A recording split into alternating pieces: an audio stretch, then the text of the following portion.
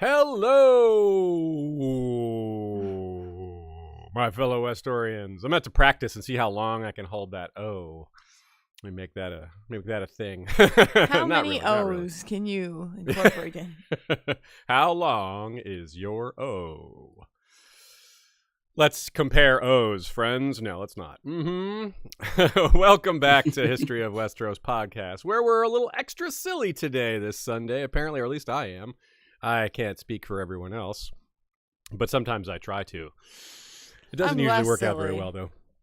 What's that? I'm less silly. So it evens out, silly. I think. Well, I'll try to be extra silly then to make up for your lack of silliness. Your lack of silliness disturbs me.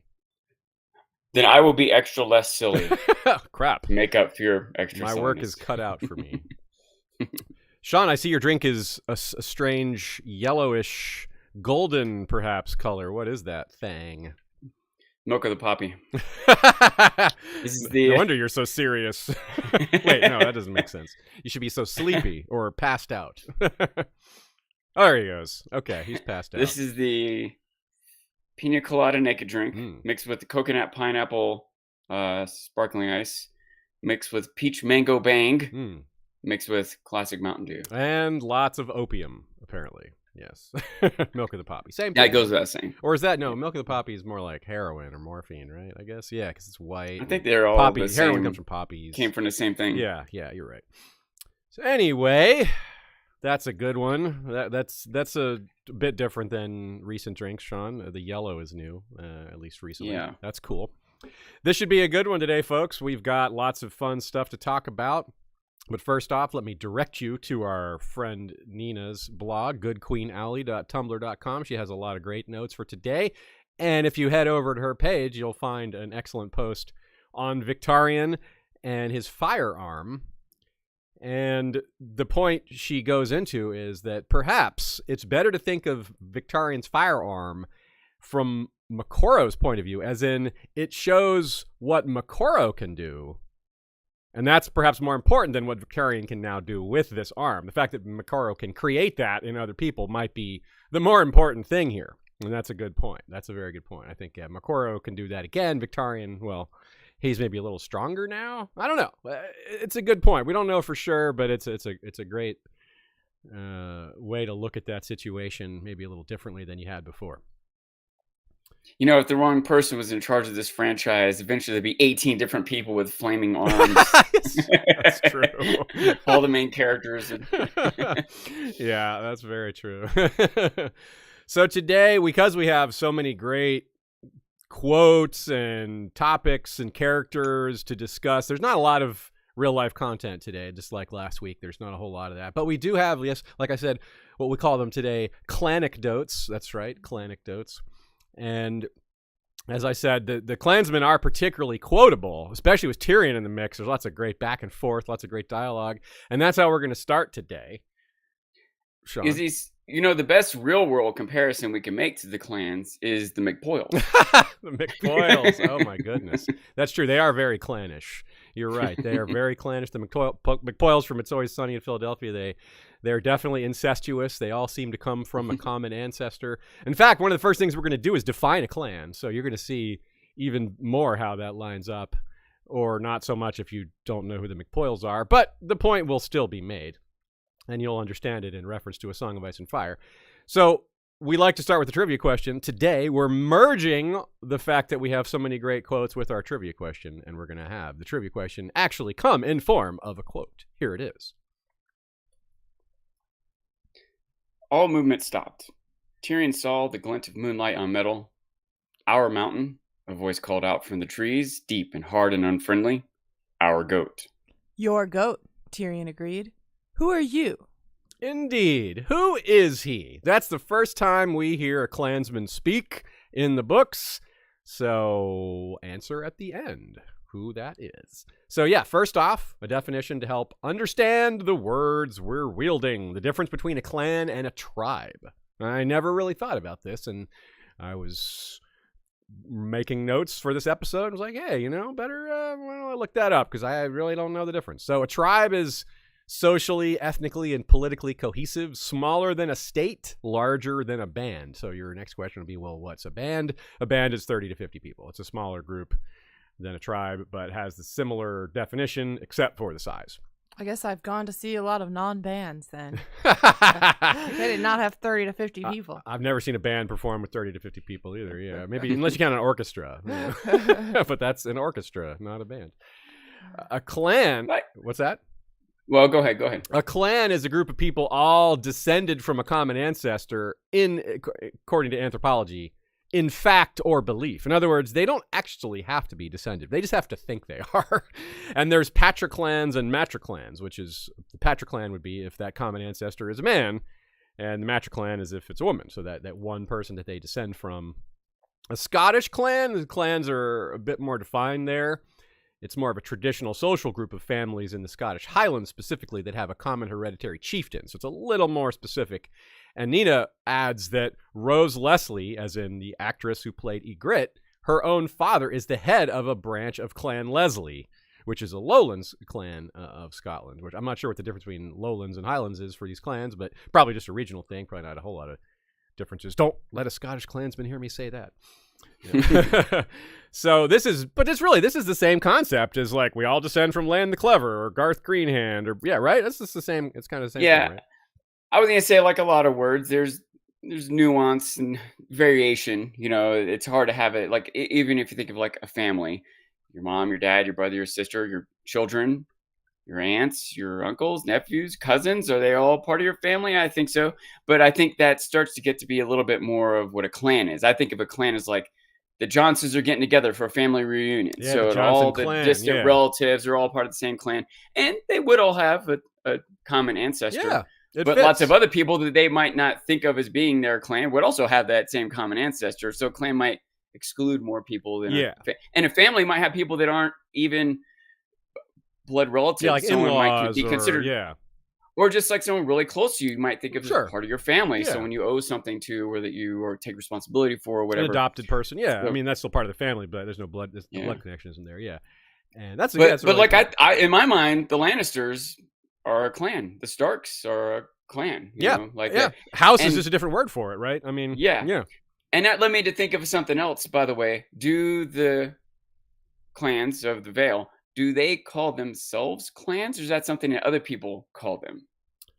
Because we've talked about the difference in that before. Do they think of themselves as clans or families or houses? That's a great question. I'm not sure they call themselves clans. I think they do, but I'm not sure that we have a self-referential point. We'll have to keep an eye out for that. That's a great question. I don't know if they call themselves clans. I just assumed they did, but I didn't.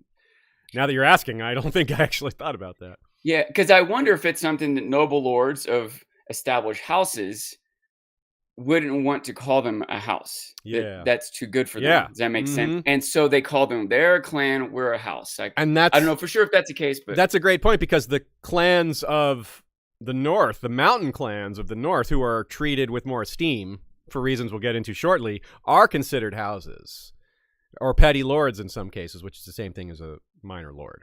So they are, but that's basically just because the North agrees. Like they hold them in higher esteem. I think that if the clans of the Vale got along with the Andal rulers there, they would probably be given titles and things like that as well. But as we'll find out, there's a lot of animosity in this in that back and forth.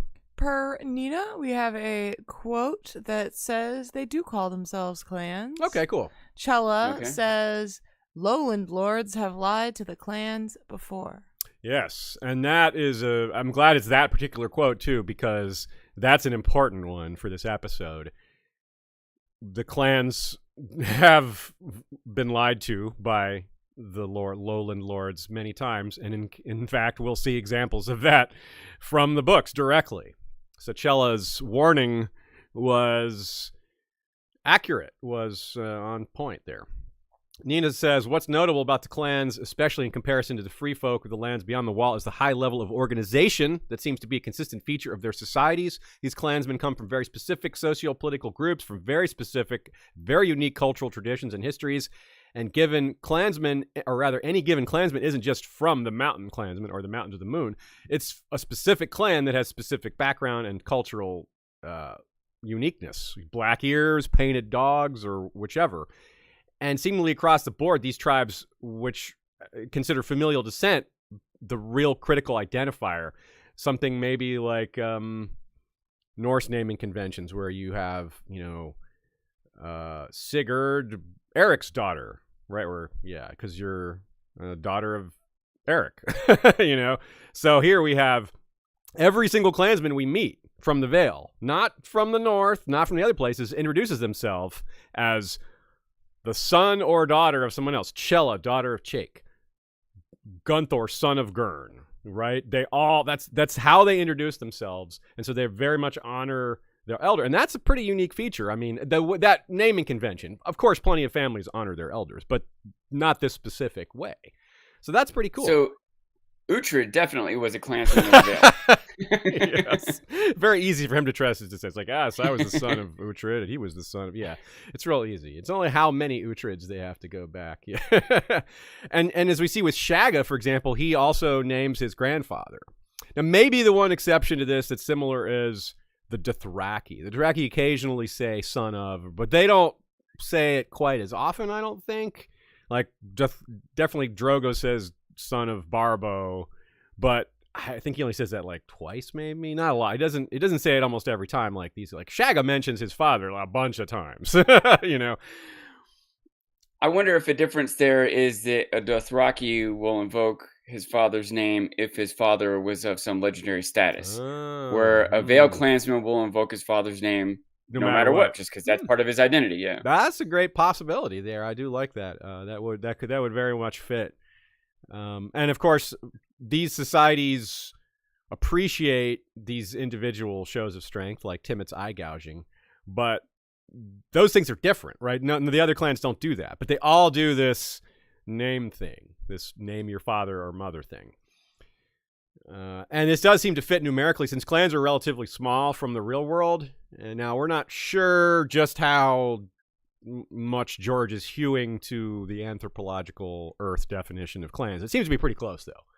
So he brings 300 clansmen to the Battle of the Green Fork with him from 4 different clans. So, roughly, 70-ish, 75, per clan, roughly. I'm sure it wasn't even like that, but that's... He brought 2 bands of clans.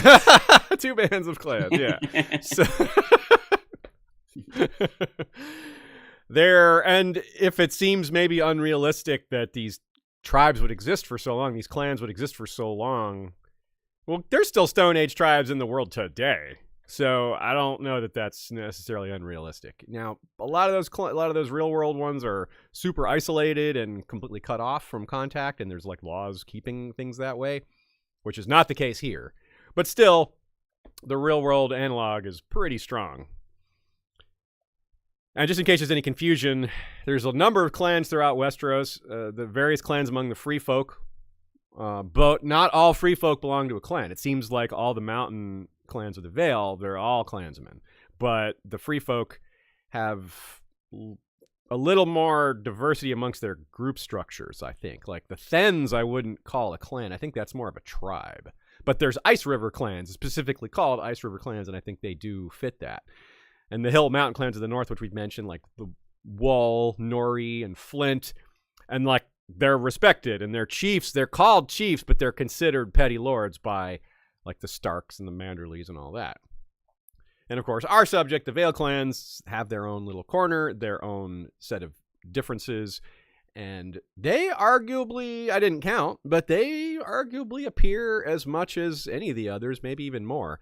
It's easy to forget that because a lot of that's in book 1, and very, very, very little of it is in books 4 and 5. Whereas the Hill clans and the Wildlings, as in the Free Folk, are very prominent in book 5 especially. So in terms of recency bias, we've been seeing a lot more of them in terms of book chronology, and, well, that's where we're at.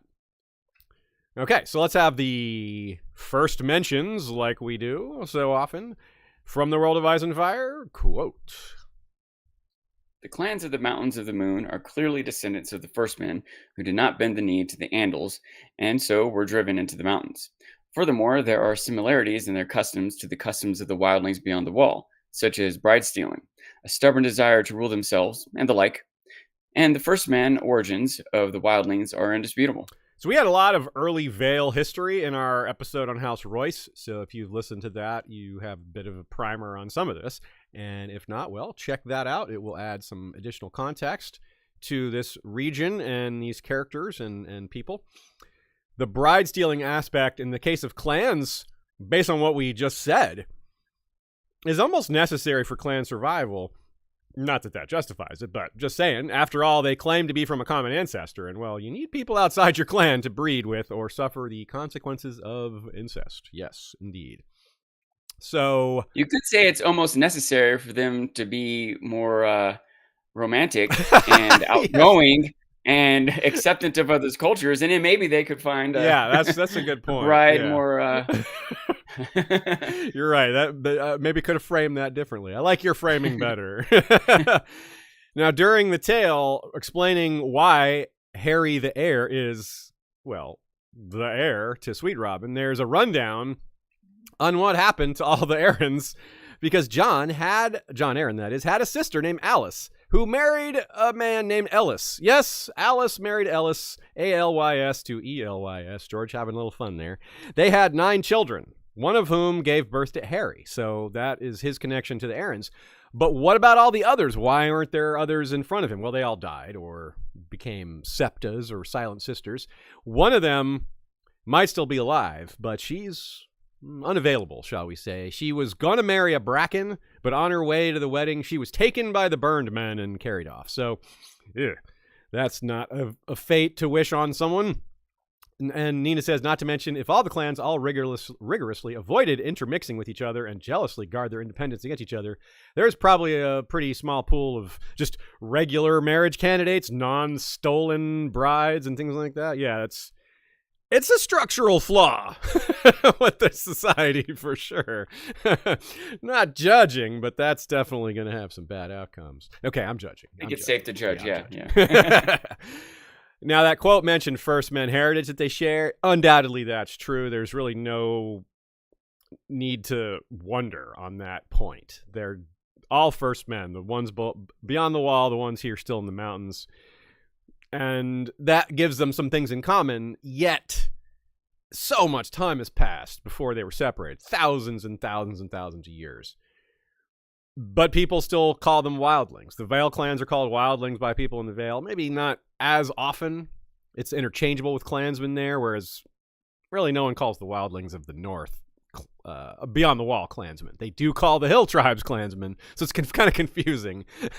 Even though some of the tribes beyond the wall are properly called clans, you don't really hear the brothers, the Night's Watch, calling them that. Not that I can recall. But that's because these terms are a little loose and not specific. Like Sean, earlier, you're using a definition of clan. The one I gave was the anthropological definition, not the common usage term, which what you were saying is more of a common usage, which I think is more proper, because that's the one that people would use in common parlance, and more likely what George is using as well. But it's still good to define our terms. It's worth noting, too, it might be just generally people in different regions use slightly different terminology. Yeah, that's true. But also, I think that I can imagine that people in the Vale are more aware of the specific different clans. Mm-hmm. There's a more finite number of them. They're more aware of the differences between them and their histories and so on. Where, at least in the Vale, wildlings to the north, they're all just wildlings. They're all just the same, right? They're more see them very often. Yeah, right. It's easier for them to think of them as being more monolithic. Mm-hmm. Whereas people on the wall might have better knowledge. Yeah. And people who first go to the wall might still have that southern mentality, but the longer they're there, the more they'll start to think of them as Thinns and Crowfoot. I can't, the different specific clans rather than wildlings in general. Yeah, that's a great point. Who am I trying to think of? A Crowfoot? The Hornfoots. Hornfoots, yeah, thank you. Yeah. Crow food maybe was the other word you're crossing up there. Yeah, anyway. Yeah. And the Thenns are a perfect example, Sean. I'm glad you mentioned that, because the Thenns, at one point we notice that the Thenns, John realizes that some of the Thenns have never seen the wall before. That's how far north they live. They're so far. And John's like, wow, yeah, the wall is the end of the world. Even for them. Like for him, it's for people from the south, it's the end of the world in a sense. For the Thenns, it's the end of the world coming the other direction. There is no barrier like that. The barrier in the Vale like that is what separates the Vale from the rest of the world. But both the clans and the Andal descendants are on the same side of it. So you're right, Sean, that they have a closer relationship to the Vale clans because they know who they are more specifically, and those differences are more upfront. Not that the people beyond the wall aren't just as diverse. It's just you're right. That's perception-wise. If the Thenns live that far away, then most of the Night's Watch have never seen a Thenn. Just like the Thenns have not. Most of them haven't seen the wall. So, yeah. And the Northern clans, as we said, the Northern clans are respected and share substantial culture with the rest of the North. The Free Folk are not respected, but they do share substantial culture with a lot of the North. But the Vale clans get neither. They aren't respected, and they don't share culture with the rest of the Vale. And worse, the Free Folk have relative control over where they live. Right there beyond the wall, no one other than other Free Folk, and like the others, I guess, are controlling them. Right, the Night's Watch every once in a while sends rangers out, but they're not until Jeor Mormont's great ranging. For the most part, they just stay on their side, minus a few rangers going back and forth. The hill tribes of the north live in peace and harmony and trade with and have respect of the other people in the north. So that's a huge difference for the Vale clans. They live in an area that they don't rule that's hostile to them, yet they're the original people from that land. So they not only have this, being pushed back and held down into poverty, they have this anger towards the people who have, because they're the natives, right? There's this oppression from people who probably still seem like conquerors, even though they've been there for probably 6,000 years or something like that, because they've been oppressing them this whole time. It's their home that was stolen from them, and they probably haven't forgotten that. The North remembers, the Vale probably remembers too, because these are the same people. So the Free Folk are not, the suppression against the Free Folk is a lot less active. One interesting thing here is that we don't see the Vale clans worshiping the old gods. Like, man, that doesn't mean they don't, but it doesn't come up at any point. We're told werewoods don't grow well in the Vale, but really it's not the Vale that they don't grow well in that we know of. It's the Eyrie. They tried to plant a werewood in the Eyrie, and that didn't work. That doesn't mean it didn't work elsewhere. That said, if there are werewoods in the high mountain passes, which I kind of guess there are, they haven't been mentioned. One of the clans is called Sons of the Tree. That sounds, of course my first guess there will be werewoods, right? That's the kind of tree they're referring to. But I wouldn't be super surprised if that turned out to be a false guess, a miss. So, interesting stuff there for sure. The difference in religion's a big deal. Obviously, it's a point that exacerbates the differences between these peoples, right? Even if they don't follow the old gods' worship as much as they used to, they definitely don't worship the seven, right? That's even more explicit, I would think. Worth noting that, not to take away from your point, because that is a clear difference in cultures, but it's not a deal breaker. Like in the north, they still worship the old gods and not the seven. So. You're right. It's not a deal breaker. Absolutely true. That's a great point. Like there's plenty of getting along between worshipers of the old gods and the new, and there are plenty that believe in both or believe they both deserve to be honored.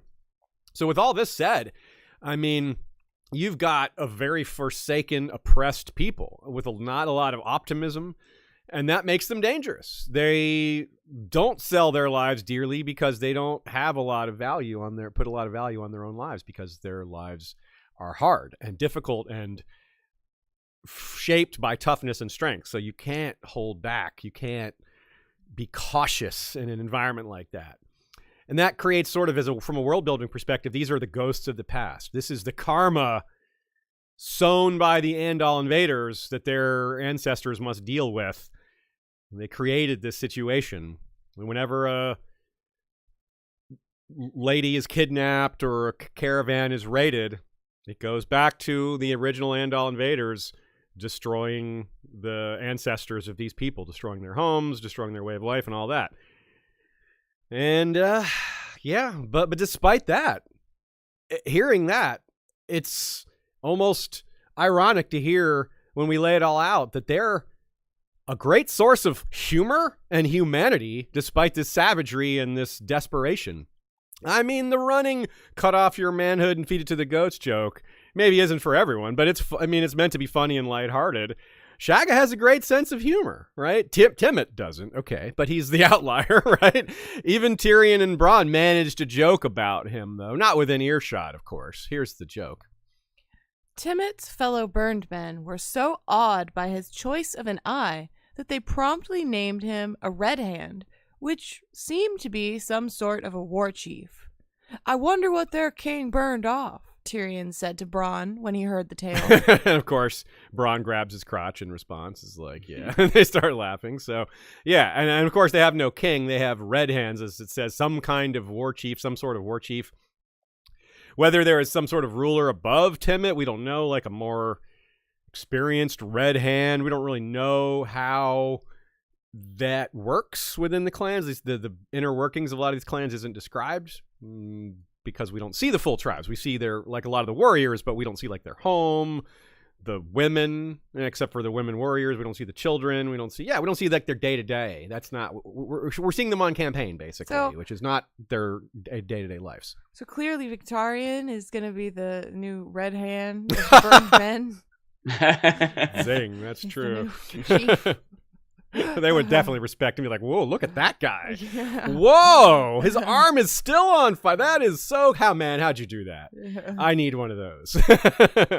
Timett would be all, he'd be like, yeah, bring me that guy. Let's talk, man. What's your secret? Something I didn't think of, I just can't believe I didn't think of it till just now, but that I wonder about the clans.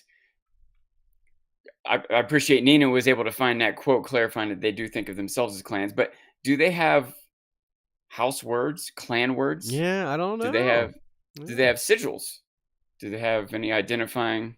I don't think they have sigils, but they do have things that identify their clan. Like I imagine the painted dogs maybe have tattoos or something like that, or some sort of dye, some sort of herb they rub on themselves, like woad. I was thinking that they had painted dogs. But it's also neat that that's just what you call it when you paint your toenail. They all have painted toenails. If you paint your breasts, they're painted dugs, right? Dogs? Dogs, yeah, that's like a name for udder. It's slang for udder, yeah. I've never heard that. Isn't that it? Or maybe I'm making that up. I don't know. That's what you call painted udders. Well, we'll just say that. We'll just skip the possibly wrong euphemism there. So, yeah, it's reflective of Tyrion's worldview that he's like, he says king. He's kind of joking, like, I wonder what their king burned off. Like, I think he knows they don't have a king, but this is still his default, like, way of thinking, that everything has to fit in this aristocratic setting that he's used to.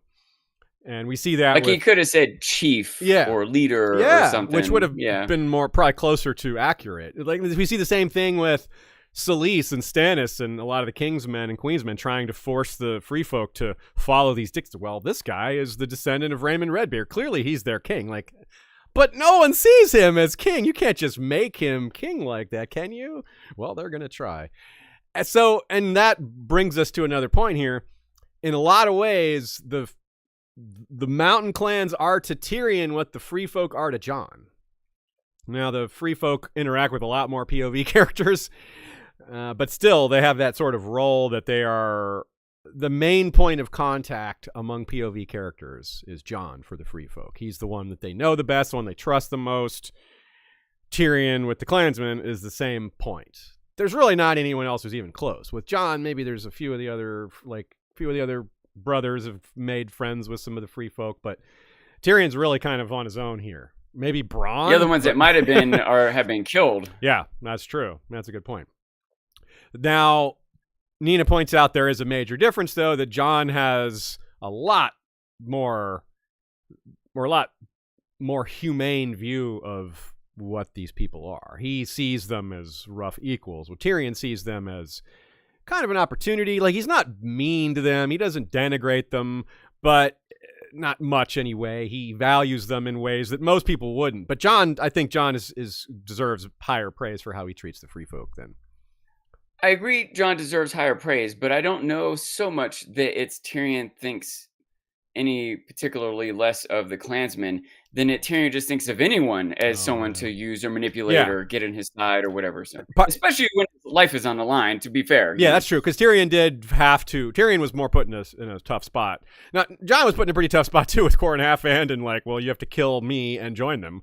So they both had this like, they've got us surrounded. We have like Jon joined them, whereas Tyrion got them to join him. It's kind of similar in that way, but they were both like, I got to do what I got to do to survive here. And then from then, it's the stories go in their own direction. But yeah, they have that sort of similar beginning where it's a little one.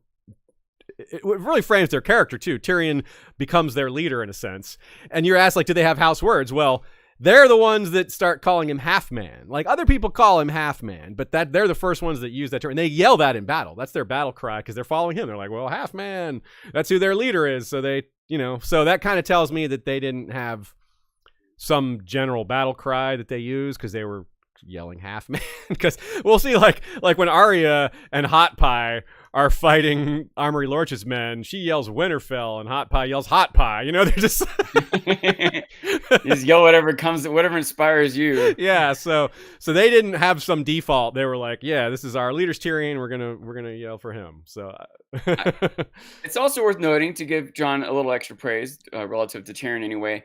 They're both quote unquote doing what they have to do to survive, right? But Tyrion is doing almost everything just to survive. Jon has a bigger goal. Yeah. He's trying to help out the Night's Watch. That's true. He has something beyond his own survival at stake. So that's true. That's very true. Tyrion's not doing this to like rescue the Lannisters or stabilize the realm or anything like that. He's almost purely just trying to save his own hide, which is understandable, but it is something that Jon is doing beyond Tyrion. Definitely, yeah, you're right. That's an important distinction. Now, here's the first mention of them, the clans, in A Song of Ice and Fire. As often it is, we hear about something the first time through Catelyn's POV. This is a Game of Thrones Catelyn 5. Yet the mountain road was perilous. Shadow cats prowled those passes, rock slides were common, and the mountain clans were lawless brigands, descending from the heights to rob and kill, and melting away like snow whenever the knights rode out from the Vale in search of them. Even Jon Arryn, as great a lord as any the Eyrie had ever known, had always traveled in strength when he crossed the mountains. And can I say something real quick? Oh, yeah. I just want to give a clarification on the word Dugs. I was not saying it wasn't a word. I wasn't calling you wrong, to be clear, but a bunch of people seem to take it as me saying that. It is a word, to be clear, which I knew, but it's in The Song of Ice and Fire. George uses the term even. I searched it on A Search of Ice and Fire, a quote from George and Dany 5 Game of Thrones. Underneath their painted leather vests, their withered dugs swayed back and forth. Anyways, I was laughing at it because it made me think of the word jugs. Dugs and jugs. And it's also been used in Shakespeare and other stuff, but most importantly, it was in A Song of Ice and Fire. Let's just spell it DJUGS instead. Jugs. Like gent. Yeah. So that passage proved to be pretty straightforward foreshadowing, or foreshadow-catting, as it is. Yes. Cat and Tyrion and Bronn and Sir Roderick and the rest have a terrible time. Many are killed. Yeah, so Catelyn thinks about how bad it is, and they actually go on that path, and it is indeed that bad.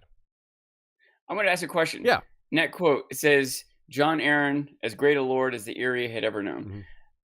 Mm-hmm. The original artist, Arryn? Is that his name? Mm-hmm. He wasn't actually a lord of the Eyrie. The Eyrie didn't exist, right? Correct. Yes. Right?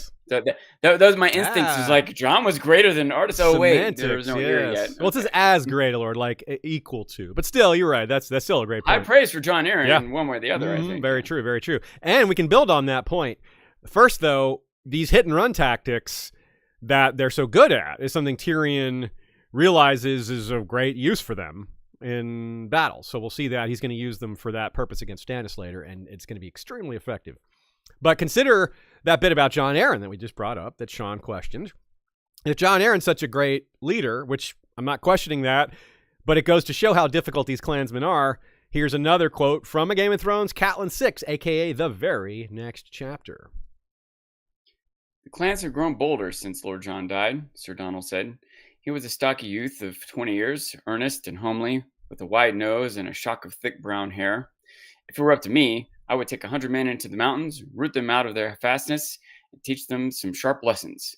But your sister has forbidden it. Some good George misdirection here. Lysa is paranoid, and that tends to be the attitude we think of when we think of her. But if the clans were so easy to beat, they wouldn't have lasted thousands of years. If John could have done it, he would have. I mean, the man was 70 years old. Did he ever teach the mountain clans a lesson of this type? It doesn't sound like it, because it's too hard. It's too difficult. He knows that it would be costly. It wouldn't accomplish much, or for whatever reasons, he didn't do it. And probably his reasoning was good. I'm not sure that I've guessed the right reasons, but given his actions, safe to say he didn't think it was a good idea.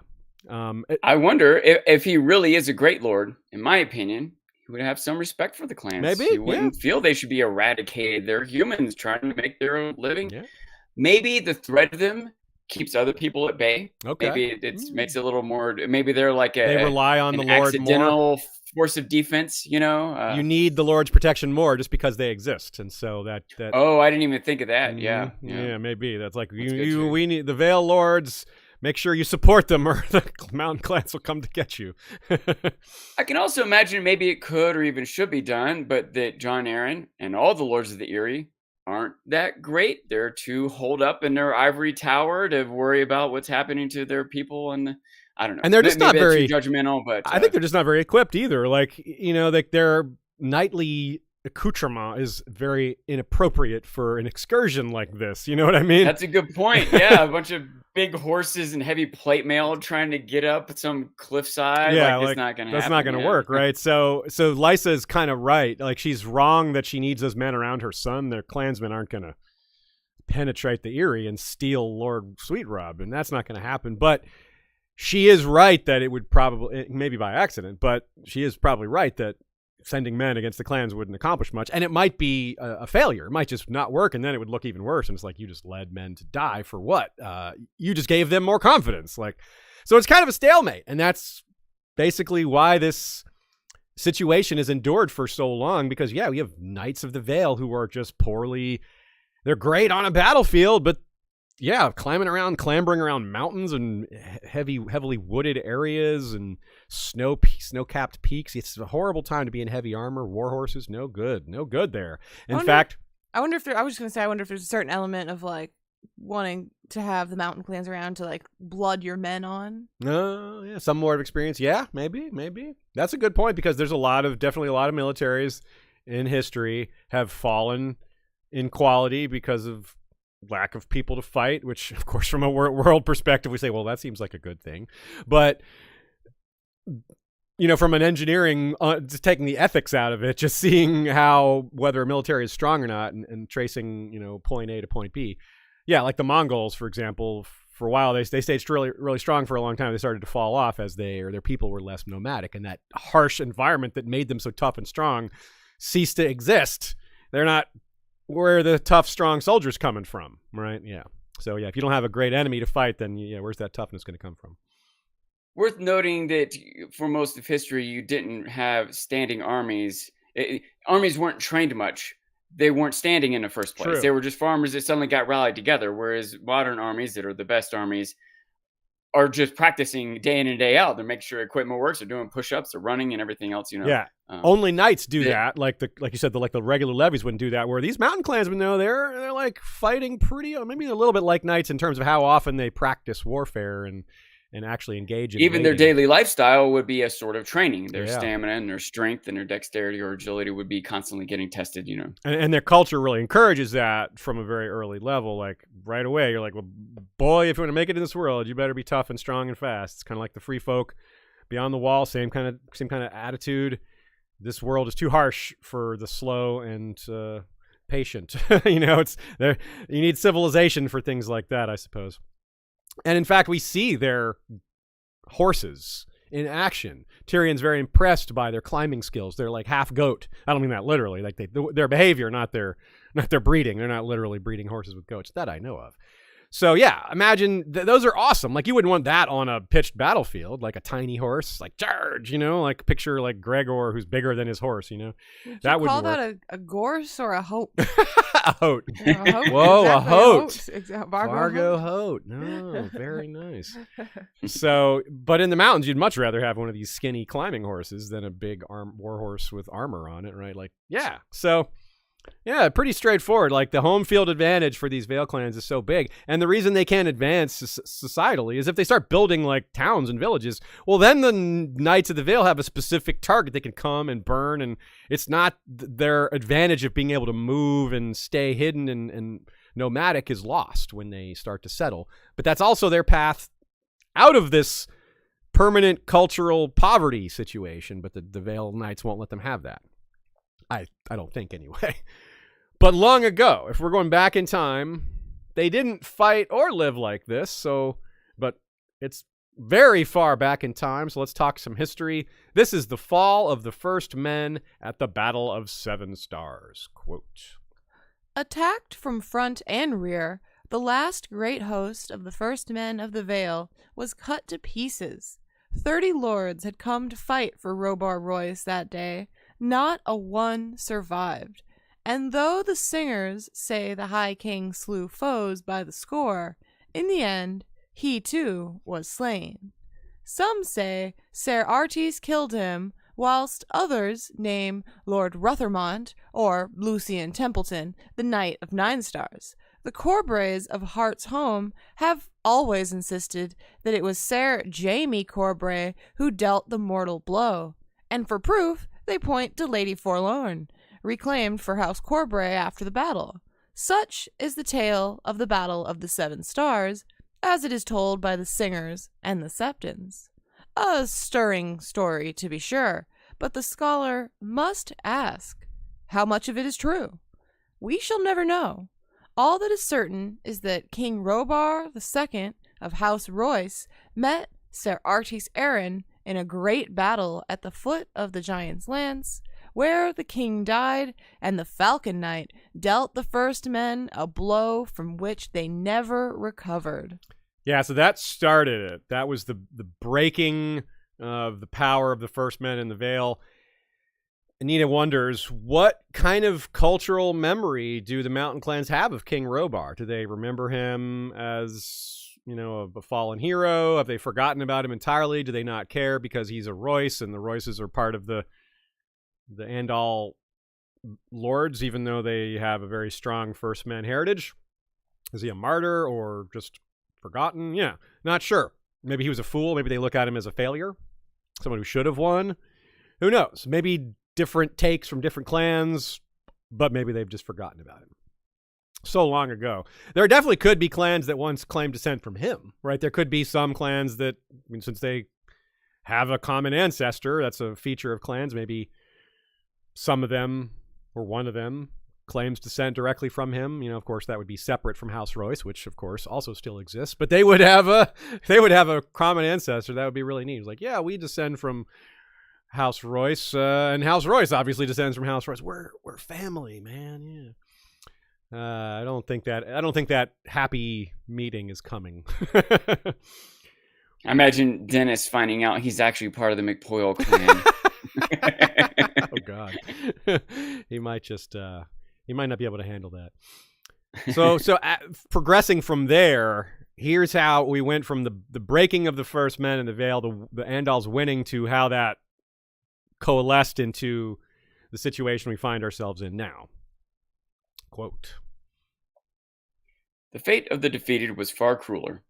As word of the victory spread across the narrow sea, more and more longships set sail from Andalos, and more Andals poured into the Vale and surrounding mountains.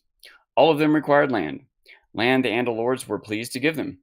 Whenever the first men sought to resist, they were ground underfoot, reduced to thralls, or driven out.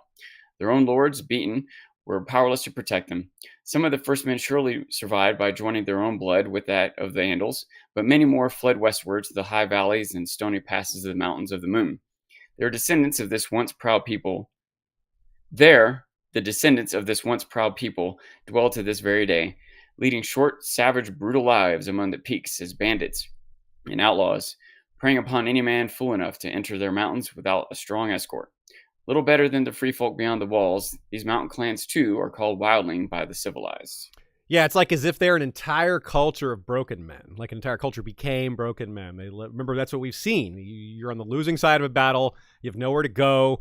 You become entirely concerned with survival. And that means having to do violence, having no sense of ethics, just doing whatever it takes to survive. That's what these tribes have been in that state for so very long. I keep saying tribe when I mean clan, but I don't know, get that in there. So they don't have like a purpose. They don't have a connection. Like we've talked about, maybe they don't even have a lot of their old heritage has been lost. Yeah, it's kind of tragic. On one hand, they might be missing some of those things you say, but I believe that they do still have a culture. They definitely have a way of like recognizing leaders, and they have I don't know how to say this, like there is a structure. There is a sort of respect among themselves. Maybe they have to resort to violence to maintain their culture, and maybe they're kind of forced into this position. I guess what I'm trying to point out here is that we talked a lot in the beginning about the perspective of Yandel writing this book, that it's skewed. Here, when he says they're no better than the wildlings of the North, like, what does he think so lowly of the wildlings of the North? No, like, better than. Yeah, what is that? Yeah. It's very, very. I mean, as we have talked about in the scene, the wildlings of the North are not a monolith either, and some of those wildlings, some of those free folk, are more advanced when it comes to more complex when it comes to like hierarchy and like structure, which is not to say they're more advanced in other ways, but in that specific way. And Yandel like barely knows about the Fens, for example. Like he knows of a few things about them, but hardly any. And why would he? There's not like they've sent maesters up there to study them, right? I like how his name is Yandel. It's like he's Ye Andal. Yeah. Not Ye First Man.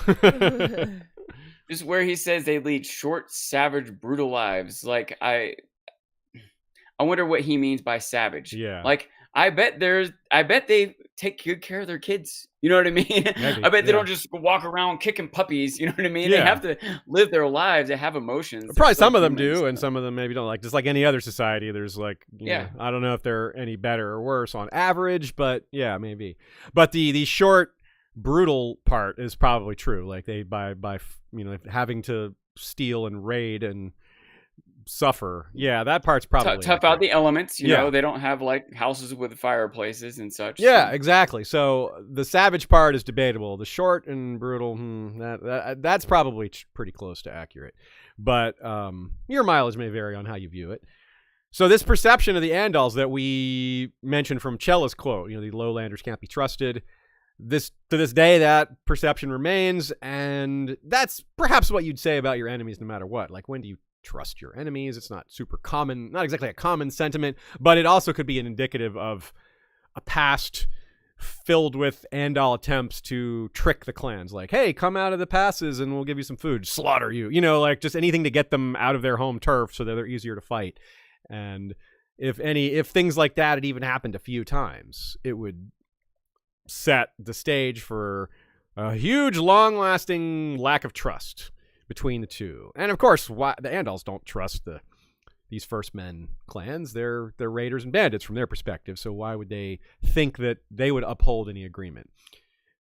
Not that they're right, but we can kind of see from their perspective why they wouldn't necessarily look beyond what's in front of them. They're not the Andals who originally invaded. This is thousands of years later. They're not necessarily aware of why things are the way they are.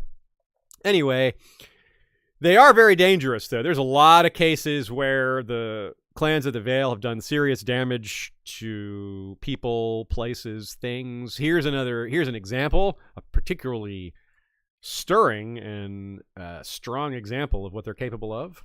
Quote, "In time there came another winter and another attack upon the Vale by the wild clans of the Mountains of the Moon. Taken unawares by a band of painted dogs, King Roland I Aaron was pulled from his horse and murdered, his skull smashed in by a stone maul as he tried to free his longsword from its scabbard. He had reigned for 26 years, just long enough to see the first stones laid for the castle he had decreed." Yeah, so you can tell from the quote there, Roland the First was the one who started building the Eyrie, and it didn't see very much of that happen, clearly. It took, I think, like 40 years or more. I don't remember exactly. That's also how long Harrenhal took, so maybe I'm wrong. I think actually, that might have actually taken longer. Anyway, these guys interrupted it. They slowed it down, and that's pretty important, right? The site of the Eyrie is now something they couldn't attack. They would never be able to attack this spot now. It's just too much construction of defense and fortification has happened. But at the time, they may have seen that. They're like, uh-oh, we don't want that to go up. Boy, they're gonna oppress us even more if that thing is finished. Of course, they weren't able to stop it, but they did delay it significantly. They may have slowed it down by a generation or more, potentially. Nina says, what's ironic here is that King Roland explicitly began construction on the Eyrie because in the winter he first contemplated a reconstruction of the Gates of the Moon. Thousands of wildlings descended from the mountains in search of food and shelter, and their depredations brought home to the king how vulnerable his seat was at his present site.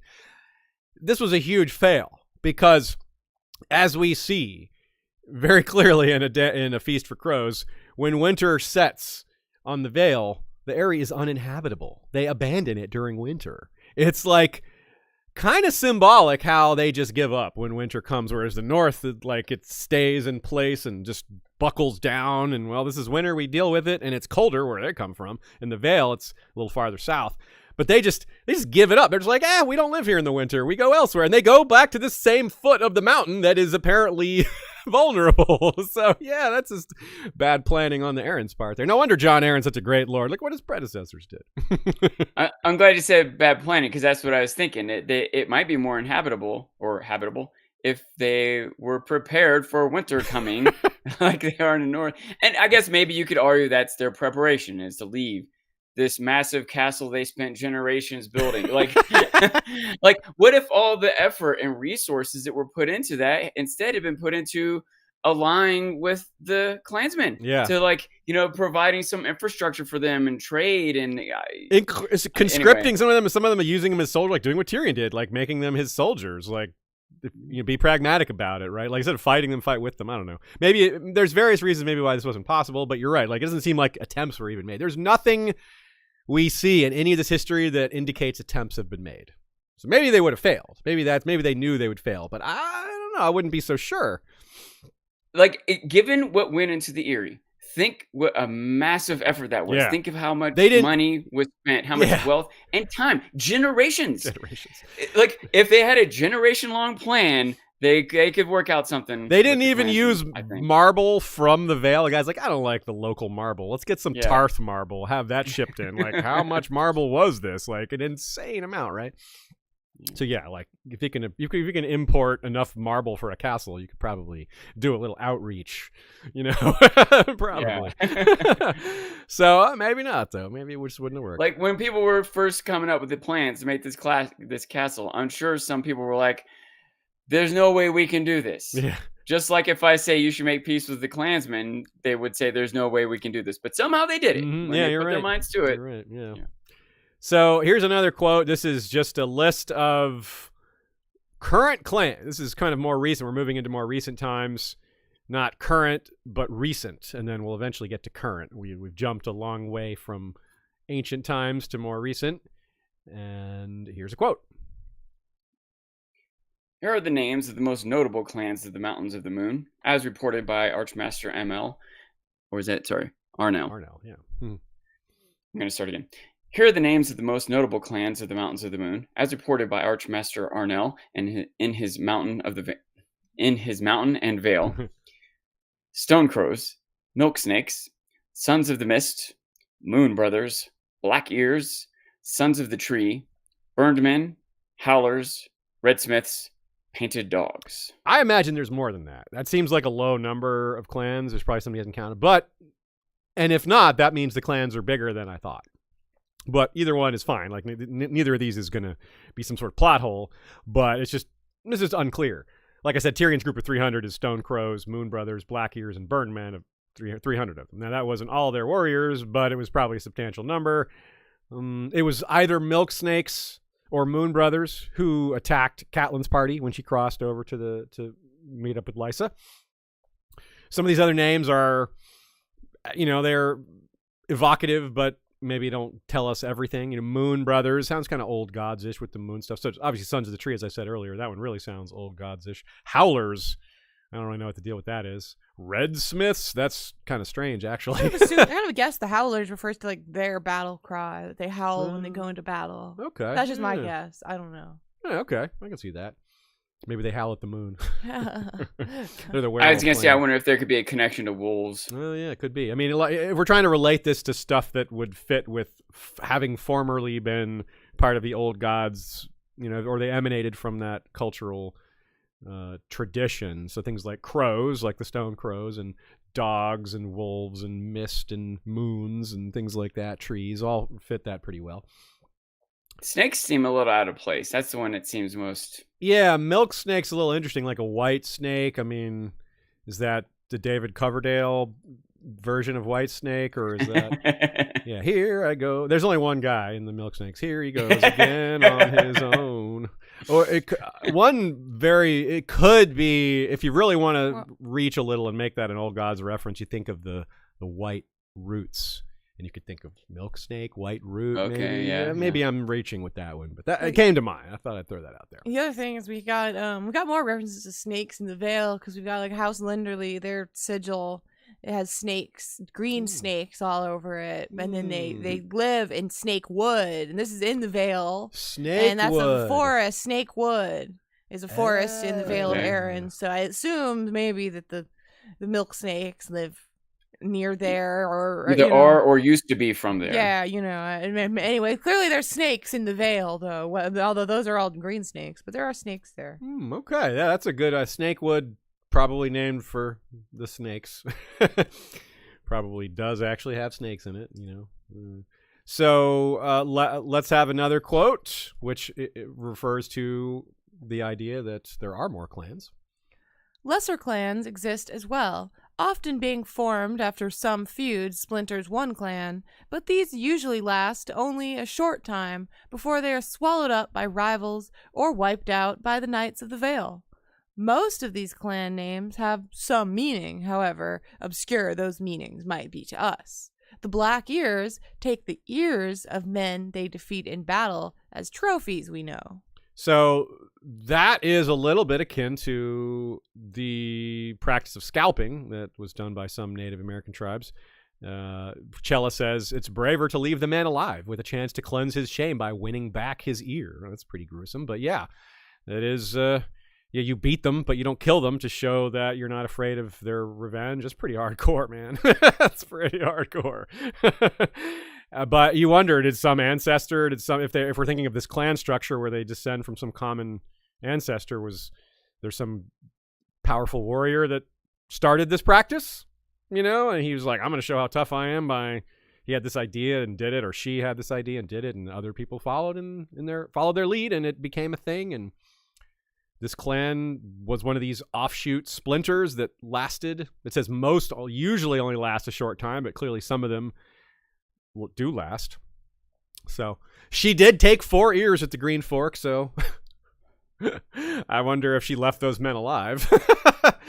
She also fought in the Kingswood, but we don't know how many ears she got there. Probably a few. Stone crows, don't know what that means, but crows does make me think of old god stuff, same as Moon Brothers, like I said. Painted dogs, we already talked about that. Now here's a quote about the burn. First, I would like to say, sure.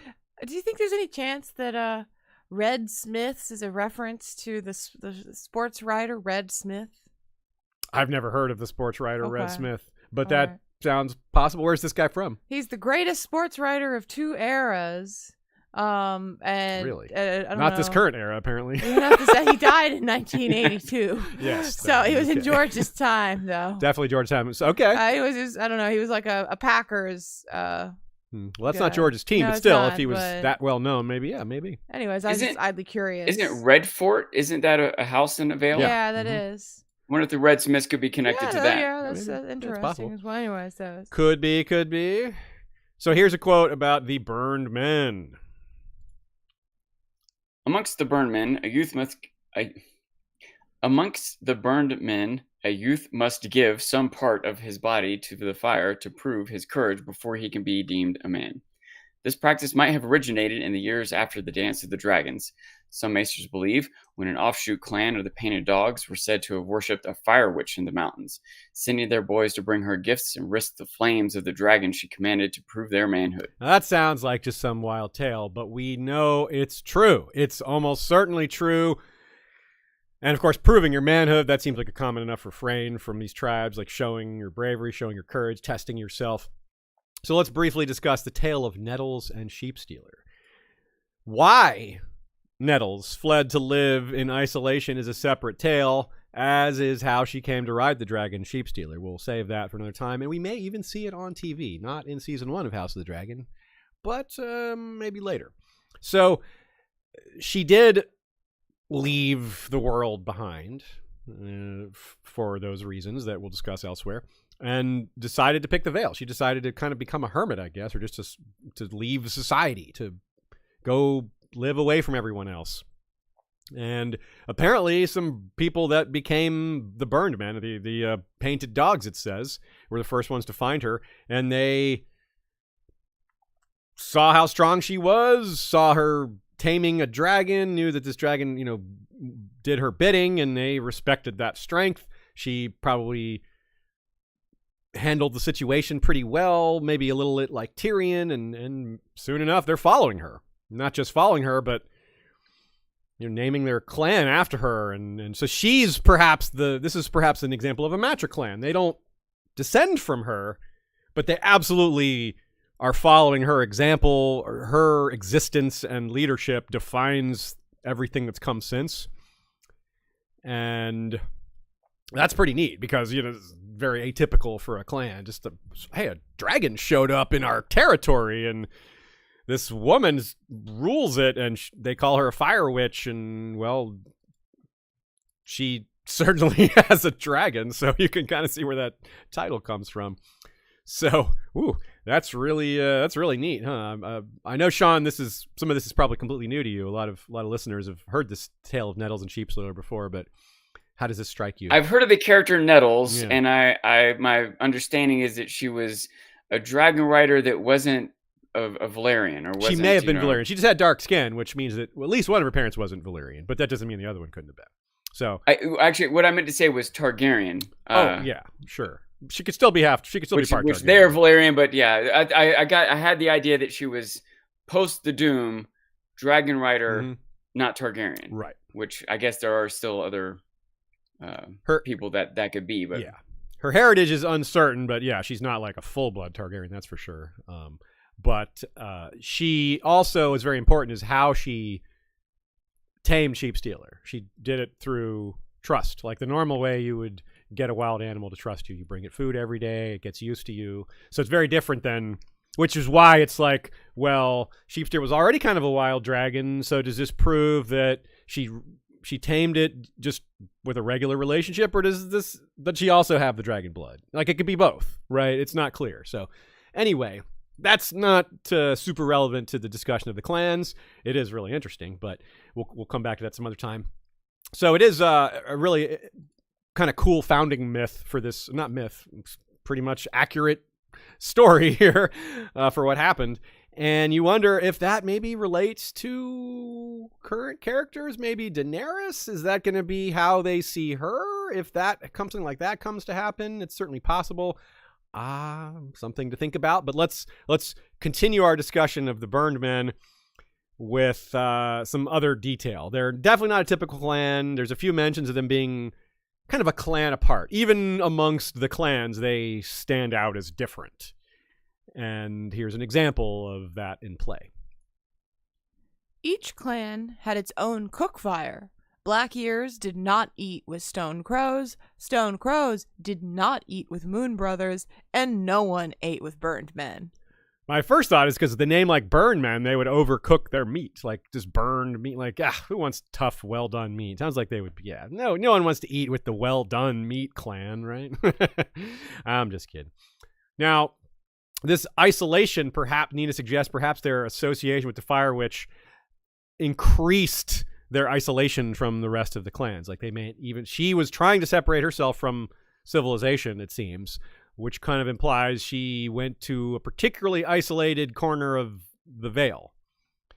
And that would mean that the people she encountered would be people who were also pretty isolated, or at least rural, even amongst very rural people. So you wonder if how much of the isolation plays a role in this very unique cultural attitude, this clan's sort of makeup, if that explains part of why they're so different. Yeah, is this, I wonder, because this is Tyrion's perspective here. Yeah. How much of this is the other clans not wanting to eat with the Burnmen, or the Burnmen not wanting other clans to eat with them? Probably, maybe a little both. Yeah, good point. Yeah, that's a great call. Like you kind of think of it as no one wants to eat with them, but you're right. Maybe they also don't want to eat with the others. They like just being amongst their own kind. Entirely possible. So yeah, so you were right that this was after the Doom. This is basically around the Dance of the Dragons era. We'll give you that much more, Sean. Another situation impacted by the clans prior to the Dance of the Dragons, but overlapping that general period. This also maybe will get a mention in the show, maybe not. It might be a little too off the beaten path, but Lady Jane Eyre, the so-called Maiden of the Vale, and also the traditional title Defender of the Vale and Warden of the East. She had all those titles. Fighting in part for a woman's right to inherit, she supported Rhaenyra, despite the fact that she hated Prince Daemon, for reasons that may come up on the show and are outside of today's scope. But she came to power at age 3. Her father and all her brothers were killed by stone crows around the year 97 AC. So she was 3 years old, like I said. She had a regent for a while. But yeah, so that shows you, even in relatively recent times, the clans, there's plenty of examples of why someone like Jon Arryn or them takes them seriously. Like, yeah, they are capable of some nasty things. They maybe don't have great weaponry, but ambush, timing, knowing the terrain, things like that, do not discount that. And when you're defending your home territory, morale counts for a lot like that. It's all these things we've learned about war. And I just said that the Stone Crows maybe don't have great weapons. The clans don't have great weapons. But of course, we know that changed, didn't we? Yes, the clans are well armed now. They weren't well armed at the time of this anecdote, but thanks to Tyrion, they're extremely well armed. And the Stone Crows are probably the most powerful of the clans. That's my sort of loose guess. I'm not super confident in that, but there were multiple Stone Crows characters that were kind of front and center. Gunthor, son of Gurn, and Shagga, son of Dolph, most prominently of all. And those two are both still on the board, the Game of Thrones board. Both Shagga and Gunthor are still out there, very likely to play roles in the story going forward, which is going to be a big part of the second half of this episode, which will begin after our brief mid-roll and a few questions from y'all. All right, let's do that. Yes, mid-roll time. As usual, my friends, I would like to remind you that you can get access to our bonus episodes one of 3 ways. You can sign up on Patreon at patreon.com/History of Westeros, or you can go to our website, historyofwesteros.com, and hit the donate button, which allows you to do a straight PayPal donation. Or if you have a Spotify account or Anchor account, you can just add it to your bill, your monthly bill with them. You can subscribe to us for the simple price of $5 a month and get access to all of our bonus content. Right now, I think there's 8 bonus episodes that I've uploaded to Spotify. We have a lot more. I'm uploading like 1 or 2 a week. So eventually they'll all be there. And of course, there'll be more new ones being made. We're working on the latest Dance of the Dragons episodes with Radio Westeros, both the Part 5 episode and the conclusion to the Red Kraken episode, the Lady Johanna Westerling Defender of the West episode, which is going to be pretty cool.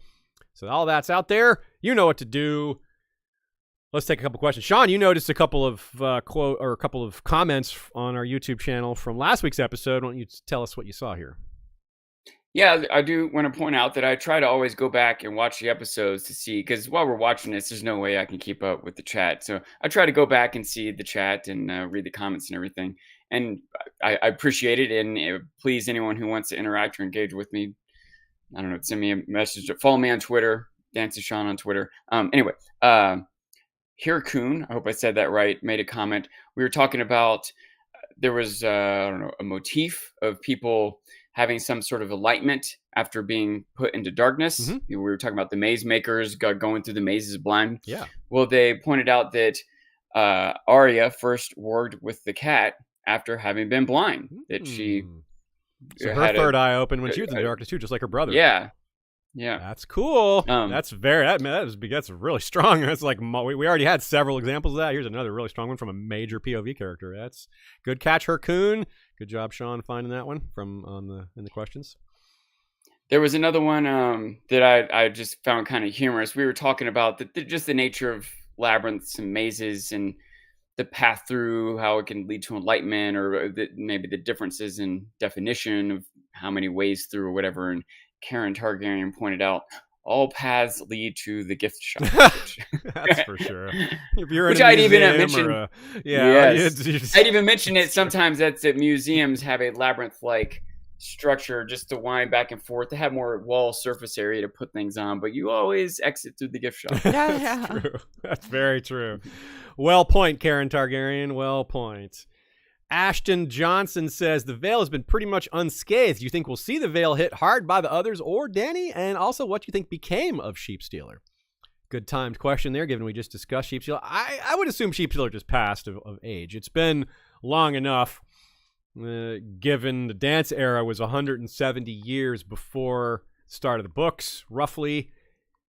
Sheepstealer was kind of young even then, but that's 200-ish years for this dragon, and that's pretty long even for a dragon. I mean, Balerion didn't quite make it that long, but Balerion had suffered some serious injuries.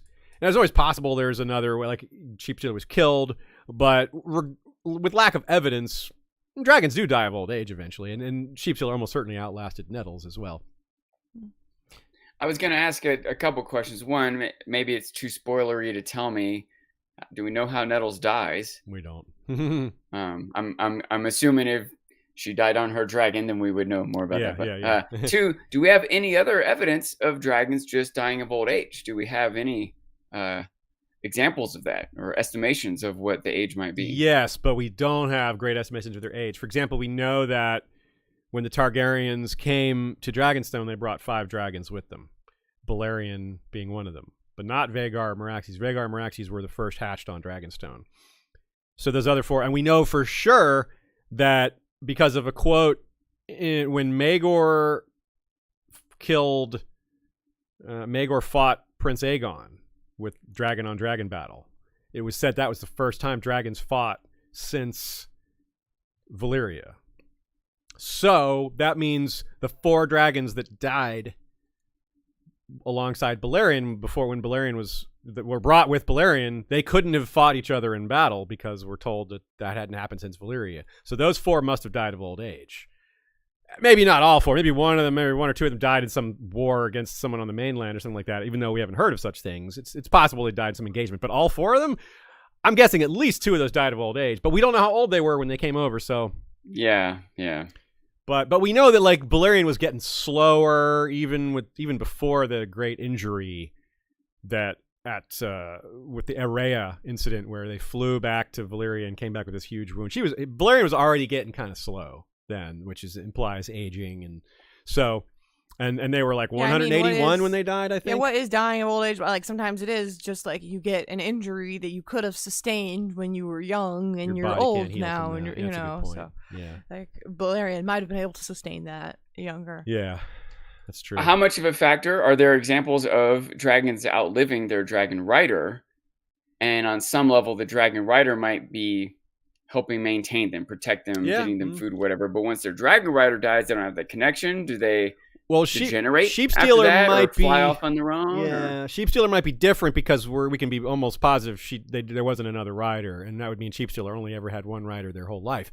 But say Balerion or Vhagar had lots of riders. Sheepstealer was a wild dragon that was tamed by Nettles, was not like hatched and raised up from a hatchling after like, lots of like people other failed dragons. to tame Yeah. her.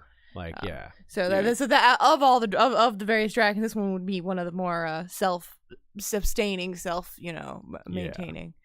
So that's here. So other question. There's another part of this question here.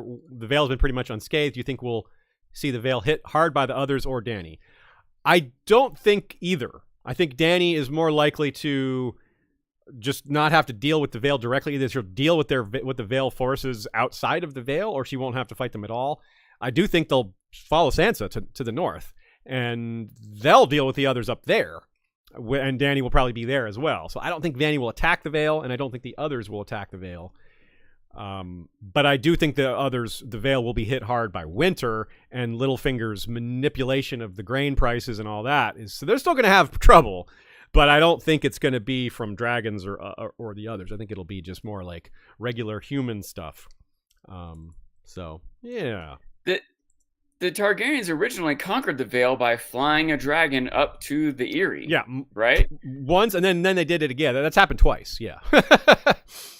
I don't know. Is it... Well, the Eyrie's abandoned now, so Dany flies there. She'll find no one home. So I don't think the Vale, the Eyrie will probably remain that way until the very end of the books, because winter is probably not going to... Winter's coming. Yeah, winter's probably not going to go anyway anytime soon. So, but you're right. That would be... It's an interesting... They've avoided that outcome themselves kind of accidentally. Like, yeah, better lucky than good. Better... we avoided that problem. Yeah, because those examples of the Vale lore of someone flying a dragon up there involve... At least one of them involves a young child being the Lord of the Vale at the time, which is also the case right now. But that can't go the exact same way, given the Eyrie is probably... We probably won't see the Eyrie again at all the entire rest of the books. I wouldn't be surprised. Maybe right at the end, just a little bit of like closing stuff maybe. I don't know. But I wouldn't be surprised if we never saw it again. Nikita Bennett. Oh, Fox and Brambles shout out. I just wanted to say that question was from Fox and Brambles. That's who Ashton is. And Fox and Brambles has recently updated their Etsy store with a bunch of more of their awesome sigil stickers. And I put a link in the chat. And they also have some great shirts on their Redbubble. But today is a shout out for the stickers. Right on. Question from Nikita Bennett. What I'm wondering about, among other things, are their numbers and how many of them are fighters. They seem to pose a threat to the Vale with all that Lannister steel. Yeah, so that's something we're going to get a little deeper in the second half. But for a quick answer, my rough guess is about 3,000, because that's how many suits of armor and spears and helmets Tyrion requests from his father's armorers and storage to arm his clansmen. So if they have more than that, well, they won't be armed as well. If they have less than that, well, then they have a few extras. But that's my best guess, because I don't really know how else I would guess. I don't know. We don't have numbers on anything else, really. I would guess their numbers would have to be bigger than that, because they're not going to arm every man, woman, and child, right? Oh, yeah. No, I meant that many fighters. Yeah, that would be... Fighters, right. Okay, yes. Yeah, 3,000 fighters, but you're right. They would have... Fighting men is probably pretty... It's a larger percentage of it would be than in most societies, but it still wouldn't be more than... Certainly isn't even half. Not even close. It's probably more like 30% at most. Maybe even maybe a little higher, but yeah, 35% maybe. I don't know. Hard to guess. Liat Rubenfeld, why is the moon connected to the old gods? Okay, well that's a good question. You can just maybe more obvious why crows and trees are connected, even mist perhaps. But moons, well, the moon is a big part of that one Bran chapter where the time is shown by the passage of what the moon's shape is. And he's connected to it through it comes up like an eye. It's portrayed as an eye watching him and or direwolves at many points. It's pretty subtle, but maybe it's more accurate to say it's connected to Bloodraven than it is to the old gods. But I think that's the same thing, because he is representing the old gods. He's a green seer, and so I don't think we would make that application to him before he joined the tree. I don't associate the moon with him pre joining the network, because it's his presence from the tree that creates this moon symbolism and all that. So maybe it's not as strong as crows and trees, but I think it's there. Now, a lot of religions use the moon as a symbol, so it's not just theirs only. But I was gonna say it may not be. It may be a little bit of an assumption to make, but I think it's a reasonable one. Like the moon is definitely not part of the seven. It's not anywhere in that's their true. Yeah, that's true. Mythos, and we do hear about like the Lord of Light, even in other religions. We maybe the sun, and when you get into older religions, it's more likely for parts of nature to be part of what you're worshiping, lightning or whatever. Whereas the 7 are worshiping parts of civilization, the smith and so on. So that's a good point, Sean. Yeah, well point. And you wonder, like, what is a drowned god? What do they think of the moon or the sun? A lot of them don't. It's not like an oversight. It's just a lot of religions don't care about that, or they actively like, no, don't worship the sun. Shut up about the sun. I feel like worshippers of the drowned god would care very much about the moon and sun and stars because of seafaring. That's true. Yeah, I feel like they may not be fully aware of the effect it has, but they would certainly it's better to sail during the day. Better be able to see at night with the moon. Like it's better sailing, all that, or the tides, or right, how the moon would the moon and sun would both appear to sink into the sea at the end of the day, or rise from the sea. I would be surprised if there wasn't a lot of mythology in the drowned god religion about the moon and sun and stars. It might be something we should perhaps find out in the world as a guest, to bring on a guest who knows things like sun moon symbolism would be fun to discuss in a Song of Ice and Fire, within a Song of Ice and Fire filter. Mm-hmm. So here's some more clanecdotes. Let's dive into a few of those to set up the rest of the episode. In Fire and Blood, the host of Robert Rowan and Bloody Ben Blackwood are leading men through the Vale to assist in a Vale civil war. And as they're leading their men, constantly they're attacked, especially at night. Night attacks, just many men killed without ever being able to effectively fight back. This shows us one of the huge advantages the clans have. It's basically they can attack you and you can't fight back. They can roll rocks at you, create an avalanche. What can you do against that? You can't see it coming. You can't stop it. You just suffer and hope they can't do that again. But it's not like you can return fire. They're avalanching us. Shoot at them. You can't do anything. The rocks are rolling at you. All you can do is try to get out of the way. So it's like they can attack. You can maybe defend, but it's really hard to attack back at them. They know the land so well. They know how to hide. They know where you're going to go. They know where you're going to be. If they can see, okay, they're following this track, that means they're going to be here. We can ambush them there. It's really bad. It was so bad. Robert Rowan himself was killed by one of these boulder drops. And when the men reached their destination, they couldn't fight. They were all left there to recover. They marched all the way there to help into a war that they couldn't fight in because the clans just messed them up so badly that they weren't in fighting shape by the time they got there. And it wasn't just the clans; it was the cold and the lack of food. So they were suffering. So they suffered kind of in one day on this or several day march what the clansmen deal with every day, except for the being attacked by boulder drops and things like that. But the exposure and the cold and all that, this is their normal day-to-day living situation. So it just kind of goes to show how much tougher they are and how these logistics would be more difficult for an army in the mountains too, right? Yeah. Like having extra supplies and food and water carried would be hard up through mountains and such. We've many times referred to Hannibal, the great general of Carthage, and he led his army through the Alps, which really surprised the hell out of the Romans, but it came at a really high cost. He lost like almost all of his elephants, and we hear stories of similar things happening. Like he was leading his men through, and the tribes of the Alps would drop boulders on them and demand payment to pass by and build like obstructions that they couldn't get past. Like they would follow this path and all of a sudden they'd get to like a big wall that was built by some Klansmen or something, and they're like, well, you can't get around that, and we'll take this down if you pay us. And they would want food usually. And then when Hannibal's army emerged from the Alps, if the Romans had known, they could have descended on him and annihilated him. His army was in no shape for fighting, like these guys weren't. So I wonder if George was even thinking of that. He might have been, because it's kind of a famous example from history. And George knows his Roman Carthage history pretty well. So seems to fit. Here's another clanecdote from the time of the books. The Stone Crows rode together, and Chella and Ulf stayed close as well, as the Moon Brothers and Blackears had strong bonds between them. Timett, son of Timett, rode alone. Every clan in the Mountains of the Moon feared the Burnmen, who mortified their flesh with fire to prove their courage, and, the others said, roasted babies at their feasts. Okay. And even the other Burnmen feared Timett, who had put out his own left eye with a white-hot knife when he reached the age of manhood. Tyrion gathered that it was more customary for a boy to burn off a nipple, a finger, or if he was truly brave or mad, an ear. Timot's fellow burned men were so awed by his choice of an eye that they promptly named him a Red Hand, which seemed to be some sort of a war chief. Yeah, we can probably assume that babies thing is made up, just the thing that they say. Like, yeah, those burn hen, they eat babies. Like, yeah, I kind of doubt that. Babies are probably too precious. Like, they probably don't have a lot of children, you know? Like, no, we need more Clansmen. We don't want to eat this kid.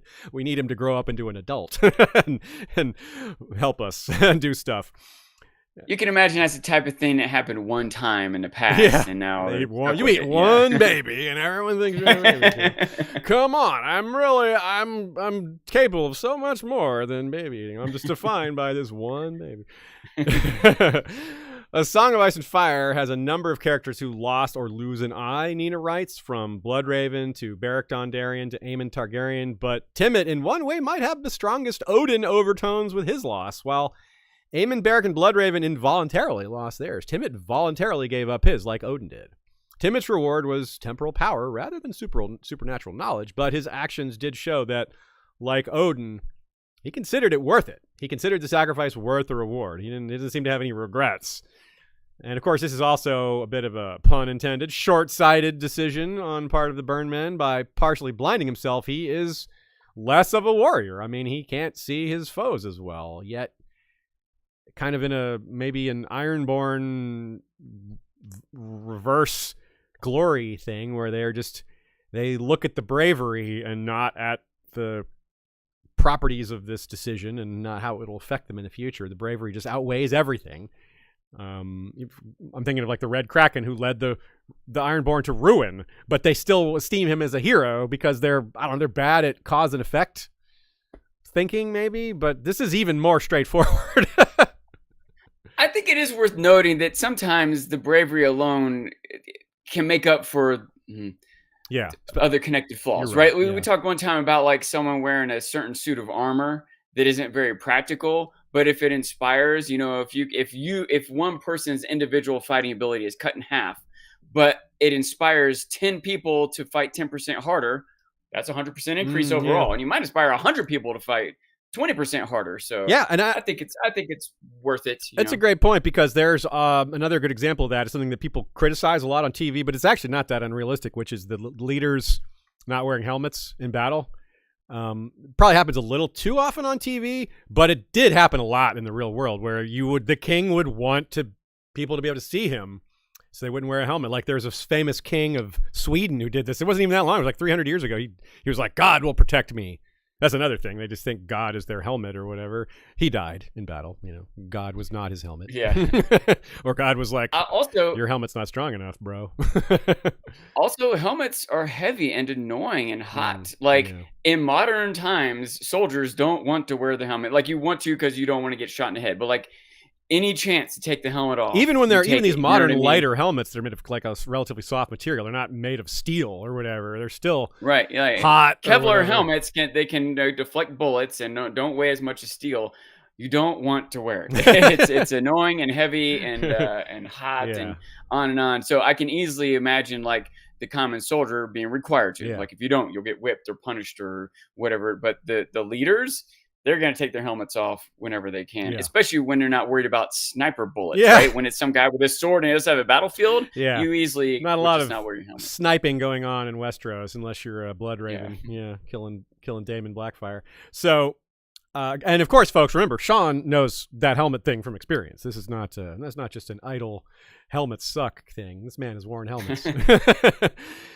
It's probably nowadays they have like little attachments to put night vision goggles and stuff on. Like they just keep hooking more stuff onto soldiers. The equipment is heavier and heavier and more cumbersome. Yeah. Every new fancy thing they invent is something else they have to carry. Batteries for it. The Vale, Nina also writes, it's kind of funny in an ironic sense that Timett stabs himself in the eye to win power among the Burn Men, when the Burn Men as a tribe started by worshipping Nettles, whose companion Daemon stabbed Aemon through the eye. So the Vale Mountain clans are also the subject of one of Nina's favorite jokes from like authorial jokes in the series. Here it is, quote, Whoops, I got scrolled down. I'm at. He put his heels, right? Okay, good. He put his heels to his horse and trotted off, giving them no choice but to follow or be left behind. Either was fine with him, so long as they did not sit down to talk for a day and a night. That was the trouble with the clans. They had an absurd notion that every man's voice should be heard in council, so they argued about everything, endlessly. Even their women were allowed to speak. Small wonder that it had been hundreds of years since they last threatened the Vale with anything beyond an occasional raid. Tyrion meant to change that. Even their women were like, yeah, it doesn't reflect well on you, Tyrion. So, but it is interesting. Yeah. It is like a proto version of democracy, and apparently fairly inclusive if even the women are allowed to speak. Maybe go ahead. Going back to my point, the Eandal's assumption that they're no better than the wildlings, like they're better than you in some ways. Yeah, you know? They've got more of a sense of equality. And Tyrion's assumption that that's the reason that they've never been a threat to the Vale. Not that they've been oppressed, not that they've been stripped of resources. It's because their women can't speak, or because their women are allowed to speak. That's what's holding them back. Like, yeah. Now, he's right that about the point that small wonder that it had been hundreds of years since they last threatened the Vale with anything being on an occasional raid. That's the only thing he's probably right about. He's wrong, perhaps, about the why that they're in that state. That's what I think you're getting at, Sean. And he does seem equipped to change that. So he's probably right about that as well. But more on that later. This here's another take from Nina. This is obviously George as a modern American cheerfully poking fun at his own setting. With very few exceptions, the main point of view is, which is to say, the major protagonists of the series are all aristocrats whose families have been part of the ruling class in Westeros or Valyria for thousands of years. Not just like ruling class, but upper ruling class, elite, right? Some are better than others in how they approach their responsibilities to their subjects, you know, like Ned Stark's a great example. But all of them believe inherently that they are literally born to rule. Ned Stark is still an example. Catelyn still an example. Right? They believe in their privilege. They're blind to how much privilege they have. Even if they stop to think about it, they still, from an experience point of view, just don't know how to place it. Like Catelyn. Remember when Catelyn goes incognito to the end of the crossroads and the innkeeper isn't nice to her and doesn't give her sweets? She's like, oh gosh, how strange. She's like, no, it's because she doesn't know you're the daughter of a high lord. Like if she knew who you were, you would get the same treatment. Like that's why you got the treatment in the first one. She's just blind to why she was like, oh, she's just nice to every little girl. No, she's nice to the daughter of Riverrun. Like Catelyn's blind to that, right? And, you know, and George is kind of poking fun there. It's a similar kind of example where Nina continues, while there are and have been certain elected positions in Westeros, these elections are often held by and among the elites in their respective areas or organizations to elect an individual to royal or de facto royal status. Like the Lord Commander of the Night's Watch is pretty much always a lord. The High Septon is usually highborn. The High Kings on the Iron Isles, even them are from the nobility. To an aristocrat like Tyrion, who is not just born to power, but born to a very classist man. He was influenced heavily by Tywin. Even when Tyrion rejects a lot of what Tywin taught him, he doesn't realize he's so much like his father, like Jenna says. It would seem nothing sort of nonsensical to let someone he would consider lower than a peasant dictate the policy of local government. That Tyrion likewise sneers at the gender equality in these councils reflects the fundamentally sexist nature of Westerosi politics. It's not completely impossible for women to rule in Westeros, but this is a land where, by and large, power is expected to come from men, through men, to men, with women as obedient servants. So Tyrion is reflecting this attitude by suggesting that, you know, and compare Gildane in Fire and Blood, Nina says, who complains about the Republican High Council of the Triarchy, where even issues as timely as war, peace, and alliance were subject to endless debate by its 33 members because it lacked a true king. Yeah, so they're just really honing in on the weak points of democracy without showing the plus sides, the equality that we point to, or the fact that, hey, is it bad that they don't quickly rush off to war? I mean, if it's defense, then yeah, you need to get that going quickly. But if it's a war of aggression, yeah, I don't think like we sitting here on the sidelines aren't going to complain that they're slow to get moving on something like that, you know, like, so yeah. Well said, Nina. A couple things I want to point out is it's worth noting that choosing some highborn lord to be Lord Commander, it may be for I don't know, classist reasons in the first place, but the highborn person is more likely to know how to read and have been instructed with the sword. There are some logistical reasons for it. Yeah. Taught how to rule. Like John had more leadership experience. Just because he was around Ned Stark, and it was like Mormont didn't just choose him because he was of noble blood or whatever. He had proven himself in some practical ways. But a lot of the other people that watched might have also proved themselves in practical ways if they had been afforded the opportunities that John was. But given that they weren't, it makes sense he gets elected. So anyway, that just a counterpoint I wanted to make. I don't think it takes away from the main point. Yeah. But I still can't get over the thing with Tyrion. I just thought of another angle here. He said it's been, no wonder it's been hundreds of years since the Clansmen have threatened the Vale with anything beyond occasional. How long has it been since the Vale threatened the Clansmen with anything beyond occasional? Right? Good point. All their aristocracy and male leadership and whatever, they still haven't taken out the Clansmen. So I mean, I'm happy for that, but I'm just saying it goes both ways. And they're supposedly so much weaker, yet they linger, yet they remain. Yep. So great point. Yeah, it's just like a lot of these things. Tyrion just hasn't looked at it from the other perspective. He just falls back on what he already knows. And Tyrion is relatively enlightened compared to most characters and leaders and aristocracies in his world. And even he has these blind spots. Yeah, even despite his obvious, classist, sexist issues, a lot of which he gets from his father, just from the nobility of Westeros. Yeah, even rising above that somewhat, he still doesn't come close to rising it over it all the way. Yeah. All right, let's move forward. Current times and outlook. So the two topics kind of combined here, which is the idea of what's happening right now and set up for the rest of the series. This is perhaps the richest part of the episode, depending on what stuff you like the most. Given the richness of A Song of Ice and Fire, it's easy to have slipped on how important some of these plot lines are or could be. As I said at the beginning, part of the reason for that is that we've had a lot of quotes this episode, have several more, but almost all of them are from the first three books and The World of Ice and Fire. So it's easy to have maybe forgotten, considering so many other things have happened, right? Feast for Crows and Dance of Dragons, a lot happens, and plenty of real lifetime has passed if you haven't done a reread in a while. So here's another quote from Arya 12 of Storm of Swords, as the clans start to maybe appear in other plot lines a bit. There's frost above us and snow in the high passes, the village elder said. If you don't freeze or starve, the Shadowcast will get you, or the cave bears. There's the clans as well. The Burnmen are fearless since Timett One-Eye came back from the war, and half a year ago, Gunthor, son of Gurn, led the Stormcrows down in a village not 8 miles from here. They took every woman and every scrap of grain and killed half of the men. They have steel now, good swords, and mail hauberks. They watch the high road, the stone crows, the milk snakes, the sons of the mist, all of them. You said storm crows by accident, which is funny. It's like, oh yeah, that is a similar name, stone crows, storm crows. Yeah, but no. Anyway, not a big deal. So it definitely feels like setup, right? Like those guys, the Gunthor of Son of Gurn they're all well armed, and he says all of them. He's very clear to say all these tribes are very well armed now, and well, so about 3,000 of them are armed. We have to wonder what's going to become of this army. As it says there, they've attacked nearby villages.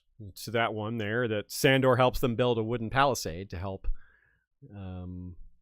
keep them out. They're not sure it'll be enough. And Sandor's like, hey, I can also stay here and help you fight them. And they're like, nah, we know who you are. You can't stay here. Which, plug for our Buildings of Brandon bonus episode. There's a long passage about this part in that episode, because it's very much a metaphor for the giants building the wall and then not being allowed to live under its protection. Sandor being the giant in this case. He builds the wall to keep out the wildlings or the invaders, and then is not allowed to share in its protection and is told to get the hell out. And that's kind of what the giants did to the wall. They apparently helped Brandon the Builder build the wall, and then where did they go after that? They're no longer south of the wall. It sounds like they were kicked out after being perhaps enslaved in order to help. So anyway, digression, a fun one, but a digression. So they're in two basic groups. Like Tyrion says, they are capable of something bigger. Tyrion meant to change that. He means to organize them into a fighting force and do what? Step one, organize them. Step two, Step 3, profit. So we don't know what step 2 is, but we know that if they're going to ally with anyone, it's probably Tyrion.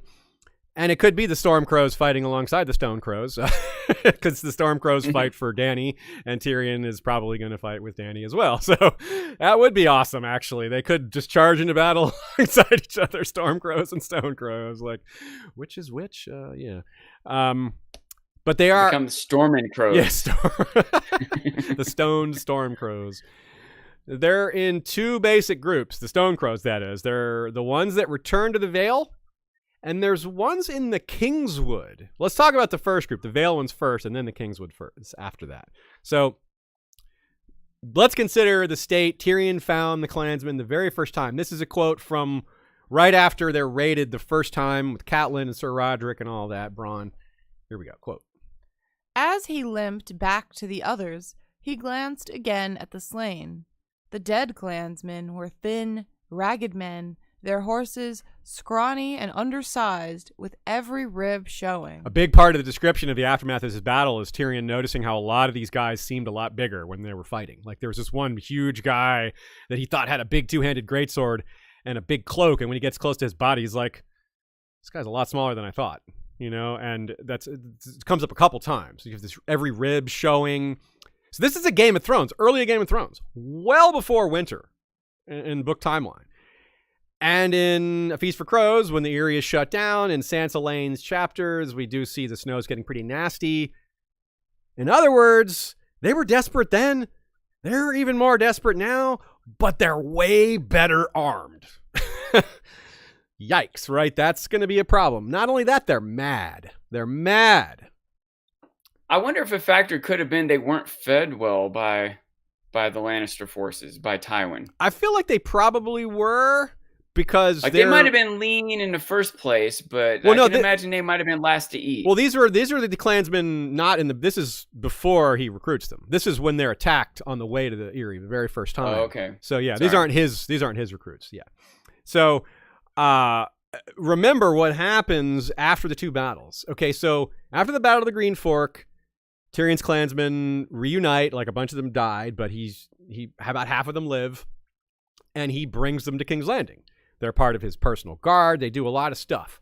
But then he goes and fights in the Battle of the Blackwater, and he's severely injured. And while he's laid up, recovering, he can't even leave his room. He's also afraid they're going to kill him because he thinks that, Cersei or someone tried to have him killed, given that big wound on his face. While he's laid up, paranoid, recovering, the people of King's Landing just jeer and yell at Timett and Chella and all the Burn Men and Blackears and presumably the Moon Brothers, because their leader Ulf was killed at the Green Fork, so we don't know who took over leadership of them. they're all just told to go home, even though they were fought for King's Landing. They helped the King's Landing beat Stannis, so they didn't lose their city to him, so they were defenders, and this is how they're treated. It's very ingracious, kind of like Sandor building the wall for these guys. Kicked out. So they're also mad. They have good reason. Like, look, this is what Chella said, right? Like, you can't trust these lowlanders. And indeed, she's proven right. They stand up for them. They're warriors. They fight for the people of King's Landing, and then what do they get in return? Go home, Clansmen. You're not welcome here. That's gonna make you mad. I was gonna say that there's I bet if I knew more about Irish history that there might be some parallels to make with these clans. But over and over again, I feel like we're making parallels to Native American tribes. Yeah, like I agree. The not being able to trust the Europeans that came over, oftentimes aligning with the British to fight the French for something in return that in the end they don't get. Yeah. Like the treaties with lands being encroached upon and so on. They would say something like, we don't have to obey a treaty with savages, something like that, which is a probably similar attitude the Andals have towards the clans. Like, oh, no word, they won't keep their word. Why should we? That kind of thing. Like, it's just complete lack of a lot of trust. times too, it would be something that originally might have been genuine. That some leader really intended to fulfill some obligation to a native tribe in return for some protection or alliance or agreement about land or whatever, but go a couple generations later and it's not respected anymore. I think the Welsh tribes are also, I think you mentioned England. I think Scotland, of course, we've already mentioned Scotland. They have clans are more explicit part of their history and current times, really. But Wales is where the Eyrie, the real world Eyrie, is. It's not a castle so much as it is like a big rock face. And Snowdonia, I believe, is one of its names. And yeah, it's a similar thing. Well, there's a very wooded, dense area that was really hard for the kings of England to subjugate, and eventually they did. It was the guy from, Edward Longshanks, the one from Braveheart, did it. He also, subjugated Scotland, as we saw very brutally. So yeah, he did both of those. Like, that guy was nasty. So, so I would agree with you there. There's probably a lot of real world stuff that, had this episode not already had so much, I probably would have delved deeper in some of that stuff, but there's just so much in this one already. We didn't really have room for that. Maybe some other time we can come back and dedicate ourselves to that specifically. So if that's something that would interest you folks, speak up. But let's continue on. So adding all that up, they're mad about how they were treated. They weren't exactly happy with the lowlanders in the first place. Now they're better armed and facing a huge, nasty winter. So that's just got to come to a head. Even if, maybe some of that'll happen before Tyrion brings them into the fold. Maybe that's some way that they become part of things rather than just being this raiding element from behind the scenes. Who knows? But they're definitely going to be a big deal, I think. Now, Tyrion doesn't screw them over. Right, he treats them fairly well. He talks down to them and things like that, but he pays them for their service. They're well treated in terms of like their labor and their efforts. But his father certainly mistreats them, even while pretending to treat them well. Let's consider that. But while we look at their pride, they're very proud people, and this pride is also the key to manipulating them. First of all, here's an example of their pride that is kind of funny. In Tyrion 7, A Game of Thrones. Wherever the Burn Men go, the Stone Crows have been there first, Khan declared hotly. We ride as well. They've been there first? What does that even mean? Wherever the Stone Crows go, we've been there first. So yeah, you can see their like competitiveness between the tribes, like, because the Burn Men are like, we'll go, we'll fight. And so Stone Crows are like, oh, you're fighting? Well, then I was going to say that first, but you just interrupted me. I was totally, yeah. So that's pretty funny. And you can see, like, in a medieval, feudal, like, ancient setting, you see loyalty and pride and honor are very intertwined. Like, being proud of your dedication is a kind of a common refrain. Now, here's a line from Tyrion 1, A Clash of Kings. So we've right at the beginning of the second book. The clansmen Tyrion had brought down from their fastnesses in the Mountains of the Moon were loyal in their own fierce way, but they were proud and quarrelsome as well, prone to answer insults, real or imagined, with steel. Or with wooden clubs or stone axes, apparently, yeah. But he does trust them. I mean, he uses them for important tasks. He has Chella guard Shay, which to him, that's a really important job. Like, he, obviously his relationship with Shay is I wonder how much of that is that, like, that's the female guard he has. Like, if he, it's part of it, yeah. Like, I less so the Klansman part, but more so this is a female. He also he offered Black Ears to guard Sansa, and Sansa's like, I don't want them. They scared her. Now, that was an important job, guarding Shay. But also an important job was having Shagga shave Pycelle. That was a very important job. But he does it kind of sloppily, prompting another hilarious line, Dolph fathered warriors, not barbers. But it's a joke that shows George's efficiency in world building, the frequent mention of his father there, which we brought up at the beginning as like he's honoring his dad. Like, he says his dad's name a lot of times, and it's he takes George, it's efficient. He uses this line to fit all that in there. Not to mention Shag himself is portrayed as a man rather in need of a haircut himself, perhaps the most in need of it. At one point, Tyrion says he's the one that looks like Casterly Rock with hair. Shagga also like snaps a sword in half on his leg. He just like he's like, if another man bears steel against me, I'm going to shove it up his, instead of just breaking his sword, I'm going to break him or something like that. He says that, and they're like, yeah, I believe you. Shagga also fights with an axe in each hand and all this other stuff. Yeah, Shagga's fun. And for example, this exchange between Tyrion and Bronn, Perhaps you should eat the goose and marry the maid. Or better still, send Shagga. Shagga's more like to eat the maid and marry the goose. There's a funny moment in that passage, too, in that exchange also there, because this comes up because Tyrion's wondering where Timett is. And he's told he felt an urge to explore, which causes Tyrion to quip, I hope he doesn't kill anyone important. He does kill someone. A man tries to cheat him at dice for thinking, he only has one eye. He's going to be easier to cheat. That is not someone important. So he didn't kill someone important. Bronn also found it funny how Timett killed him, which was like he grabbed him, he stabbed him through the wrist to hold his hand on the table and then grabbed his throat. And he said, Bronn's like, he has this trick where he stiffens his fingers. And Tyrion's like, that's enough. So it's another example of the interrupting the lore, which this time it's good because there wasn't anything cool coming there. Just gore and grossness. So thanks for that one, George. Prior to that, though, here's Tywin also taking advantage of them by speaking to them of their pride, like playing on their pride. Here's the quote. Lord Tywin rose, dignified and correct. Even in the West, we know the prowess of the warrior clans of the Mountains of the Moon. What brings you down from your strongholds, my lords? So yeah, he's playing them. He's just, my lords, come on. Tywin doesn't think of them that way.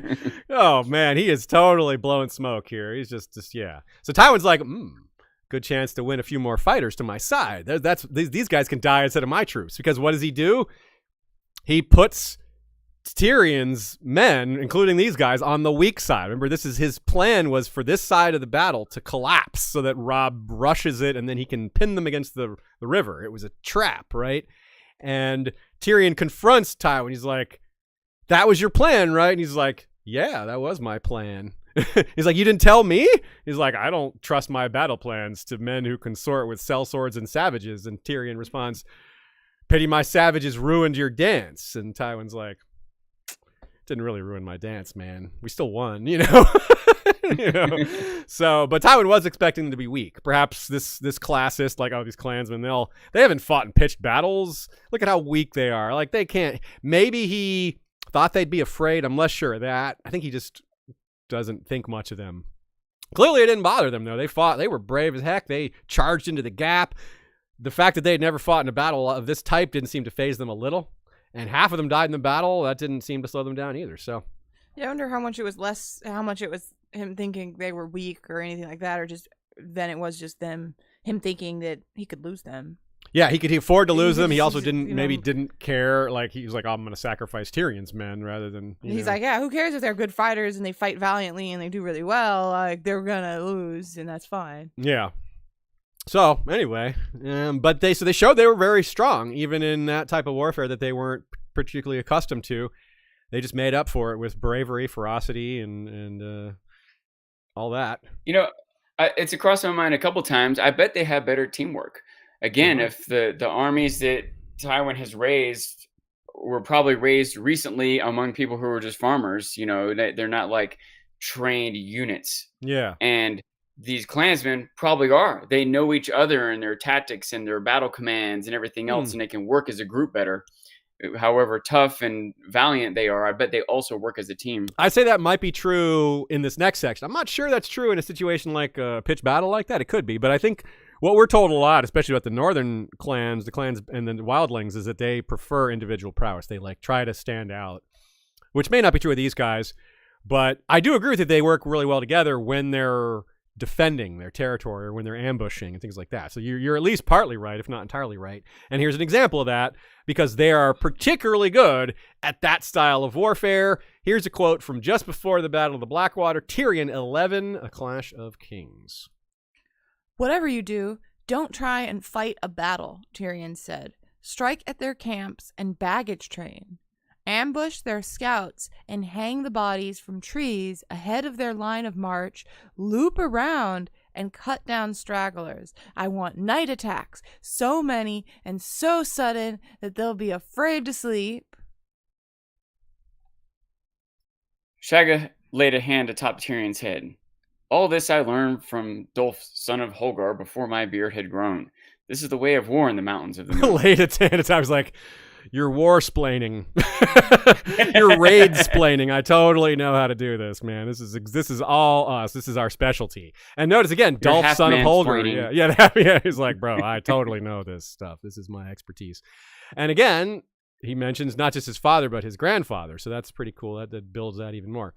They're and he's not blowing smoke. He's so effective at this. Shagga and his men are so good at this, along with the Black Ears and maybe some others. It's the number one reason Stannis' army fails to detect Tywin's army coming up behind them, which is perhaps the most crucial factor in Stannis' defeat.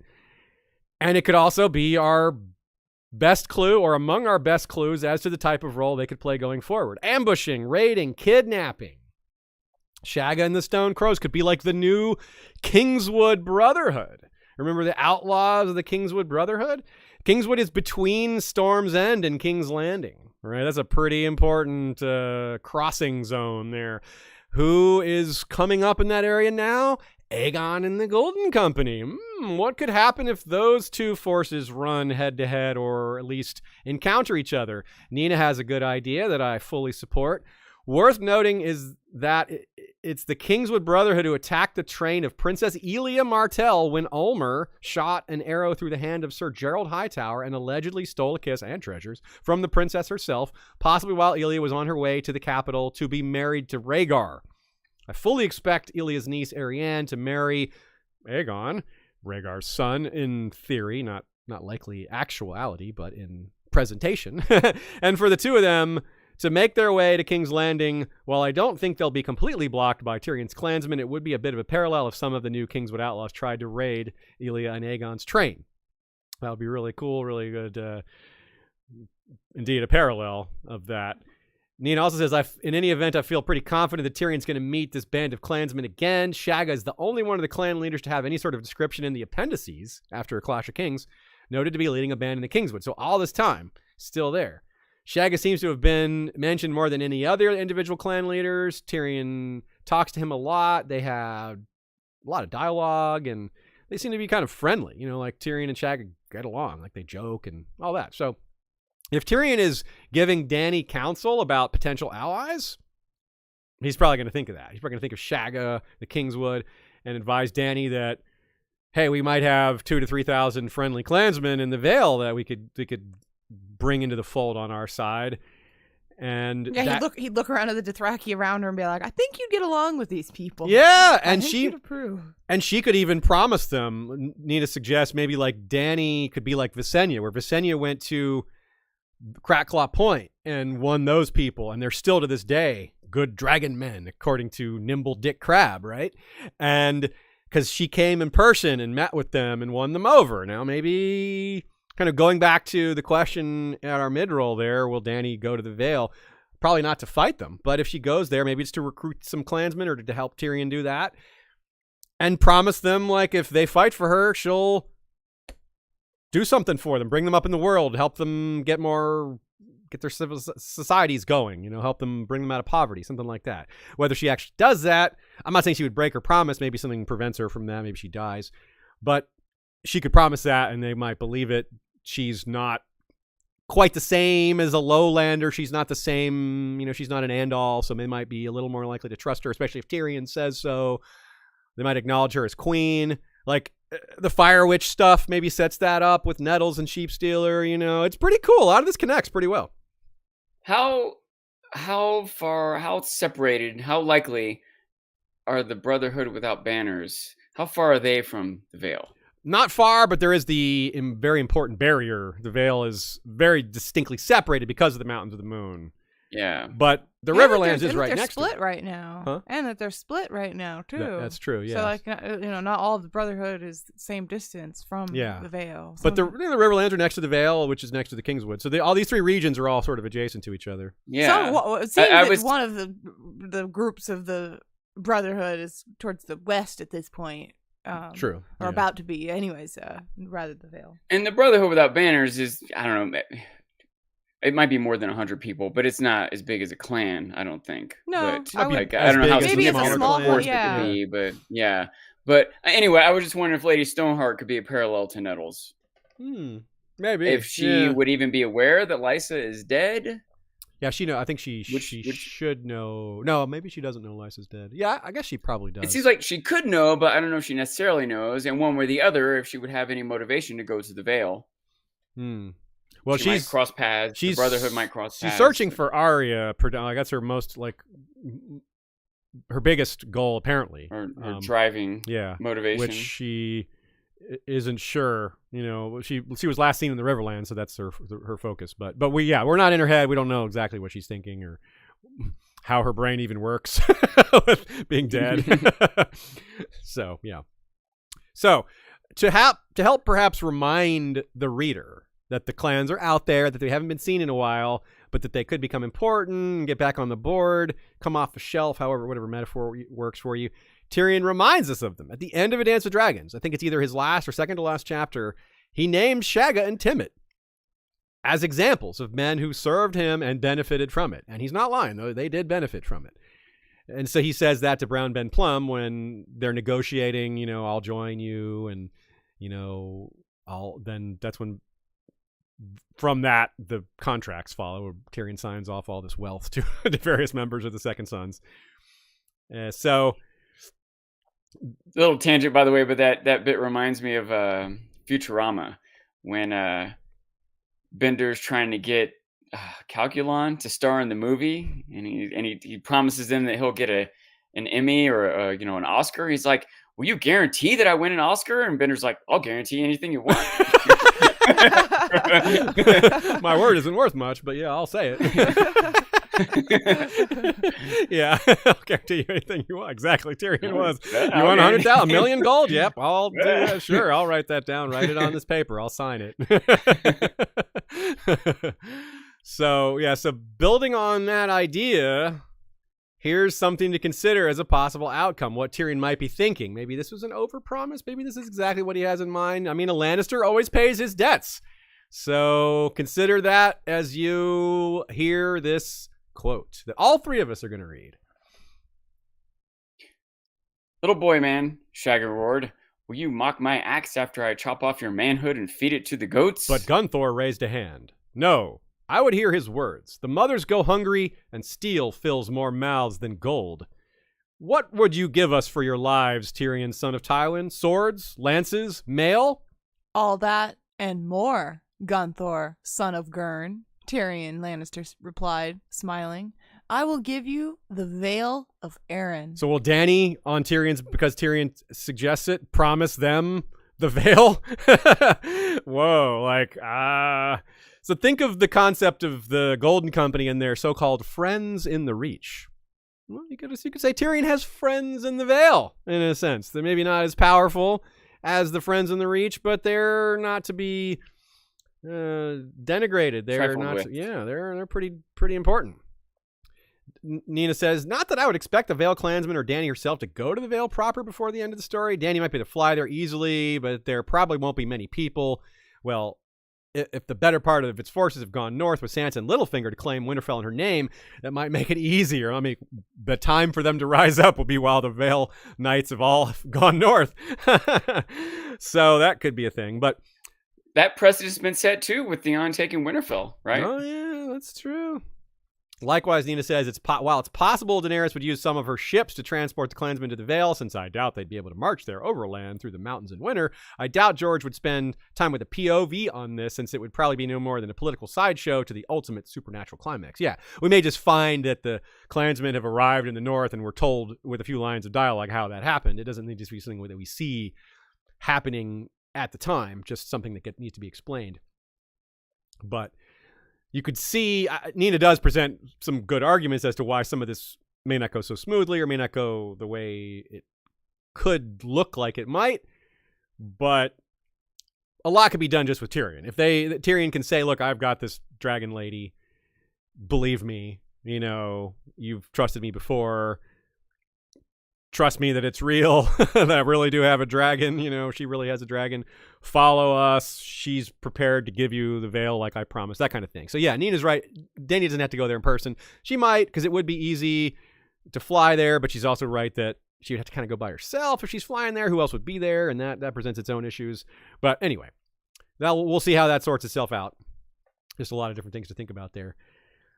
Now here's another peculiar side element here that I wonder how this fits in, and it's really interesting how it kind of accidentally fits in. Cersei's plot in A Dance with Dragons. So here's one that doesn't directly relate to the Vale's clansmen, but it might in a way that she's not even aware of. We'll explain after the quote, which is, Dorne still has friends at court, friends who tell us things we were not meant to know. This invitation Cersei sent us is a ruse. Trystane is never meant to reach King's Landing. On the road back, somewhere in the King's Wood, Ser Balon's party will be attacked by outlaws, and my son will die. I am asked to court only so that I may witness this attack with my own eyes, and thereby absolve the Queen of any blame. Oh, and these outlaws? They will be shouting, half man, as they attack. Ser Balon may even catch a quick glimpse of the imp, though no one else will. So it's a setup, and remember, Kingswood. They're headed through the Kingswood where we just said Shagga and his men are, and Cersei's plan is for these phantom bad guys, which are her men, are going to be yelling half man, which is what the clansmen yell when they go into battle. So whether Cersei even realizes it or not, she's pinning this on Tyrion's clansmen, which is kind of clever, maybe by accident, though, because I'm not sure she knows that they're even there, that this is part of her plan. It might be kind of just a happy coincidence for her. But would she know that that's their battle cry, too? That I don't know. She might. She's definitely heard them say that. Like, they call him that in her presence, I'm pretty sure. But I'm not sure that she's thinking of them here. It's just a way to make people know for sure it's Tyrion they're talking about. She wouldn't have heard that battle cry. She wasn't at the battle, right? Even the Battle of Blackwater, she was inside, right? She wouldn't have heard any of these battle cries. So she might have gotten reports of it. Yes, absolutely. She might have gotten reports of it, which is, because she could have definitely heard that from other people. But it's peculiar, and it comes back to this whole thing we were just talking about with Nina's idea of maybe they'll attack someone in the Kingswood, someone in Aegon's party, perhaps even Arianne's party, who are already in the Kingswood right now, and so it could be a really funny irony where they really did attack. Or they attack Cersei's ambushers. Like, Cersei's fake ambushers are actually ambushed by real ambushers, like the Stone Crows. Or something along these lines, like the ambushers getting ambushed. Or, yeah, there's just a lot of funny possibilities how this could actually work out, given that there really are people who would yell half man. And there are these clearly plants I cannot ambush the party in front of you. yeah. So, and it's also funny that Cersei has entrusted Balon Swan, who's a bad liar. He's a terrible liar. He's not good at lying. He's kind of a knightly guy. He really follows this. He really fits into the knighthood element. He's kind of born to that role.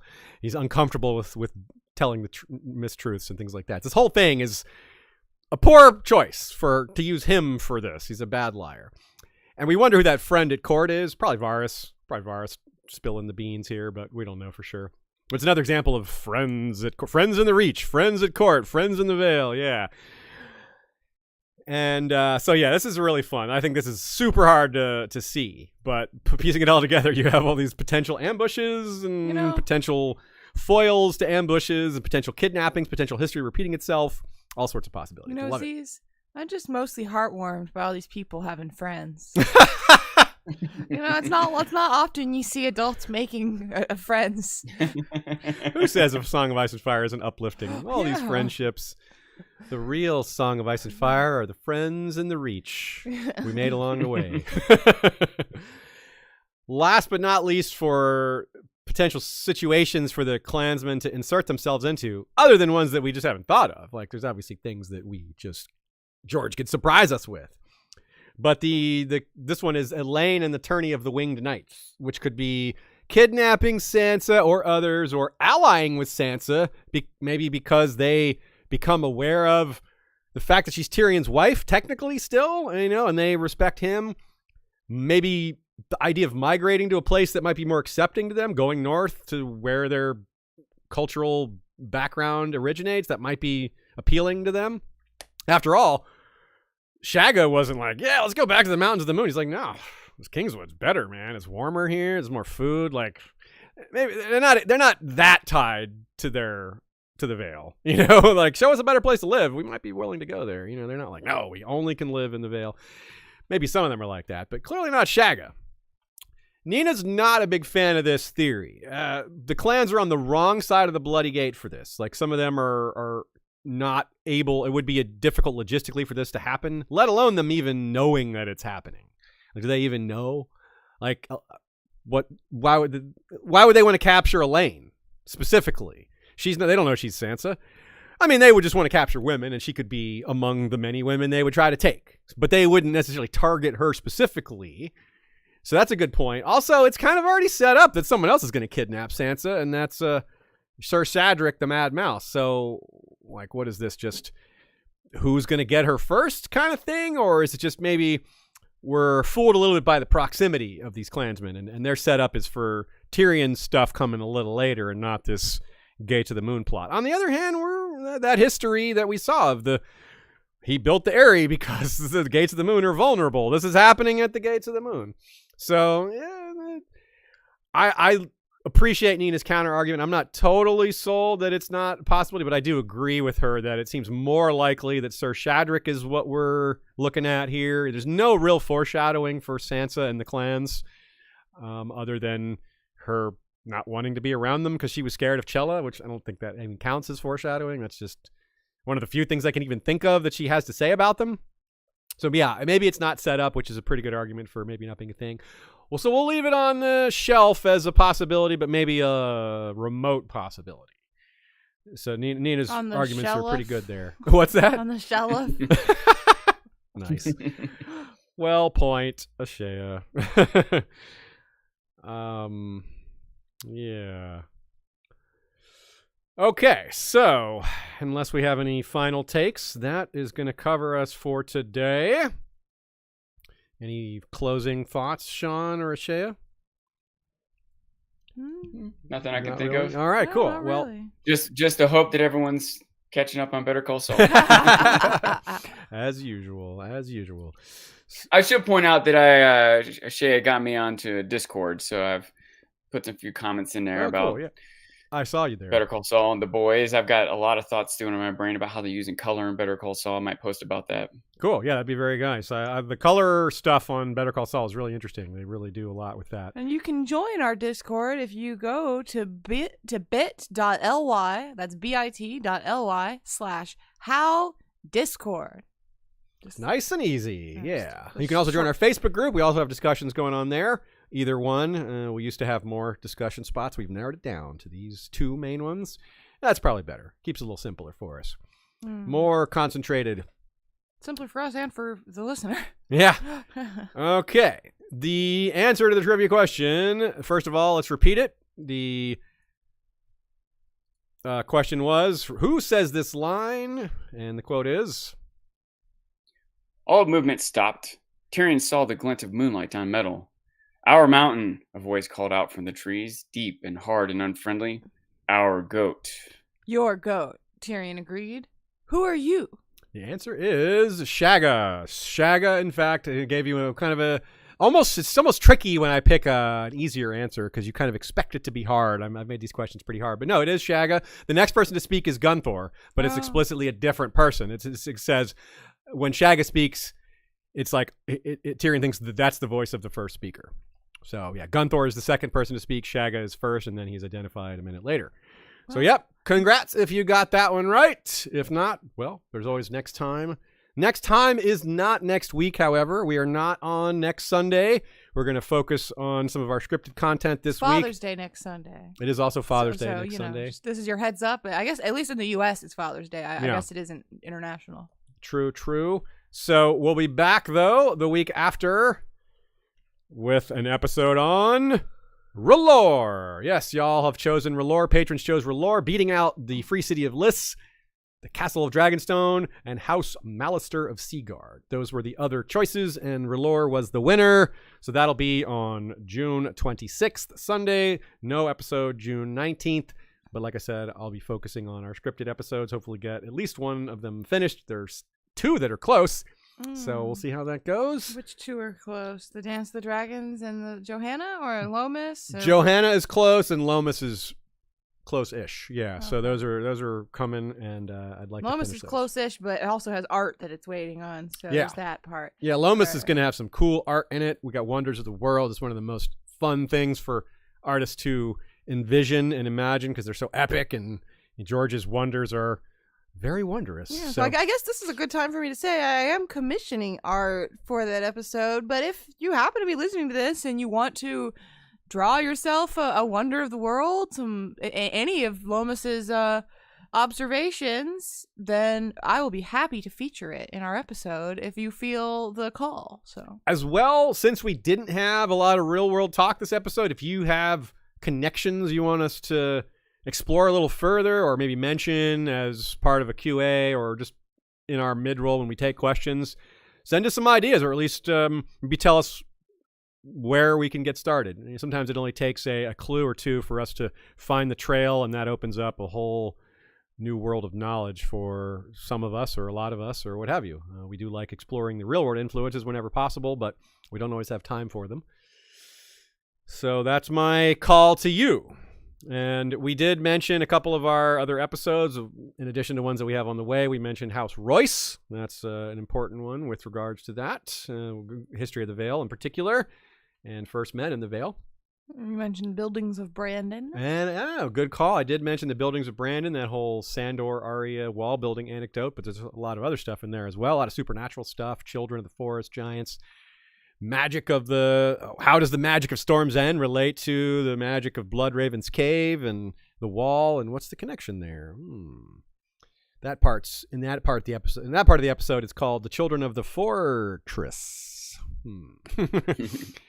All right, thank you for attending. If you came live, thank you for questions. If you sent them, appreciate you joining the chat if you did that. Also, just appreciate you listening whenever you listen or watch. It's really important to us. We feel very privileged to be able to do this almost every Sunday and in between. It's a great thing. And do you want to get a cat today, Sean? I can do it if we got time. We got time. Thank you to Nina, goodqueenalley.tumblr.com. Check her out. Lots of great blog posts, lots of great takes on a variety of A Song of Ice and Fire topics. Remember, that's Good Queen Alley with one L. Thank you very much to all our patrons, whether you support us directly through Patreon or through straight donations or through the Spotify subscription. You're all patrons, whether you're on Patreon or not. It's the same thing. It's support is support is support. Doesn't really matter which venue it comes through. We appreciate it all the same. Same goes for any of you who spread the word via word of mouth or by rating and reviewing us. That helps as well. Big girl. Oh, look at the cat there. She's looking good. Pretty girl.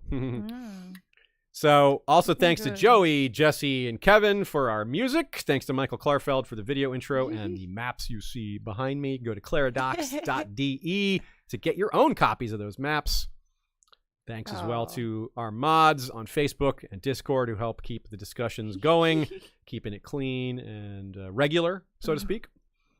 Look at that squirming cat. But she's still being so good and letting you hold her.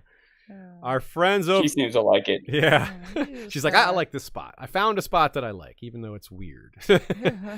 Our friends at Here Be Dragons are doing a general sort of why we love topic. We've done why we love on our channel before. Yeah, we do. It's kinda WWO. cool. They're doing why we love fantasy and sci-fi. So that's cool. I appreciate that, supportive of that, and certainly have plenty of reasons why I love fantasy and sci-fi. I'd be curious to hear what some of their reasons are. So check them out. That's on YouTube every Sunday at 6 o'clock. I wonder if they'll keep their time slot when House of the Dragon comes. We're going to be changing our time slot for House of the Dragon, but then we have to nail that down soon, actually, our 2 time slots, and schedule that out. But, most likely we'll return to Sundays after the season, but during the season, we'll be doing things a little bit differently. So look out for news on that. We'll keep you all informed and in the loop. As soon as we know, you'll know. And that's it for today, everybody. Until next time, you know what to do. Valar, Rereadis.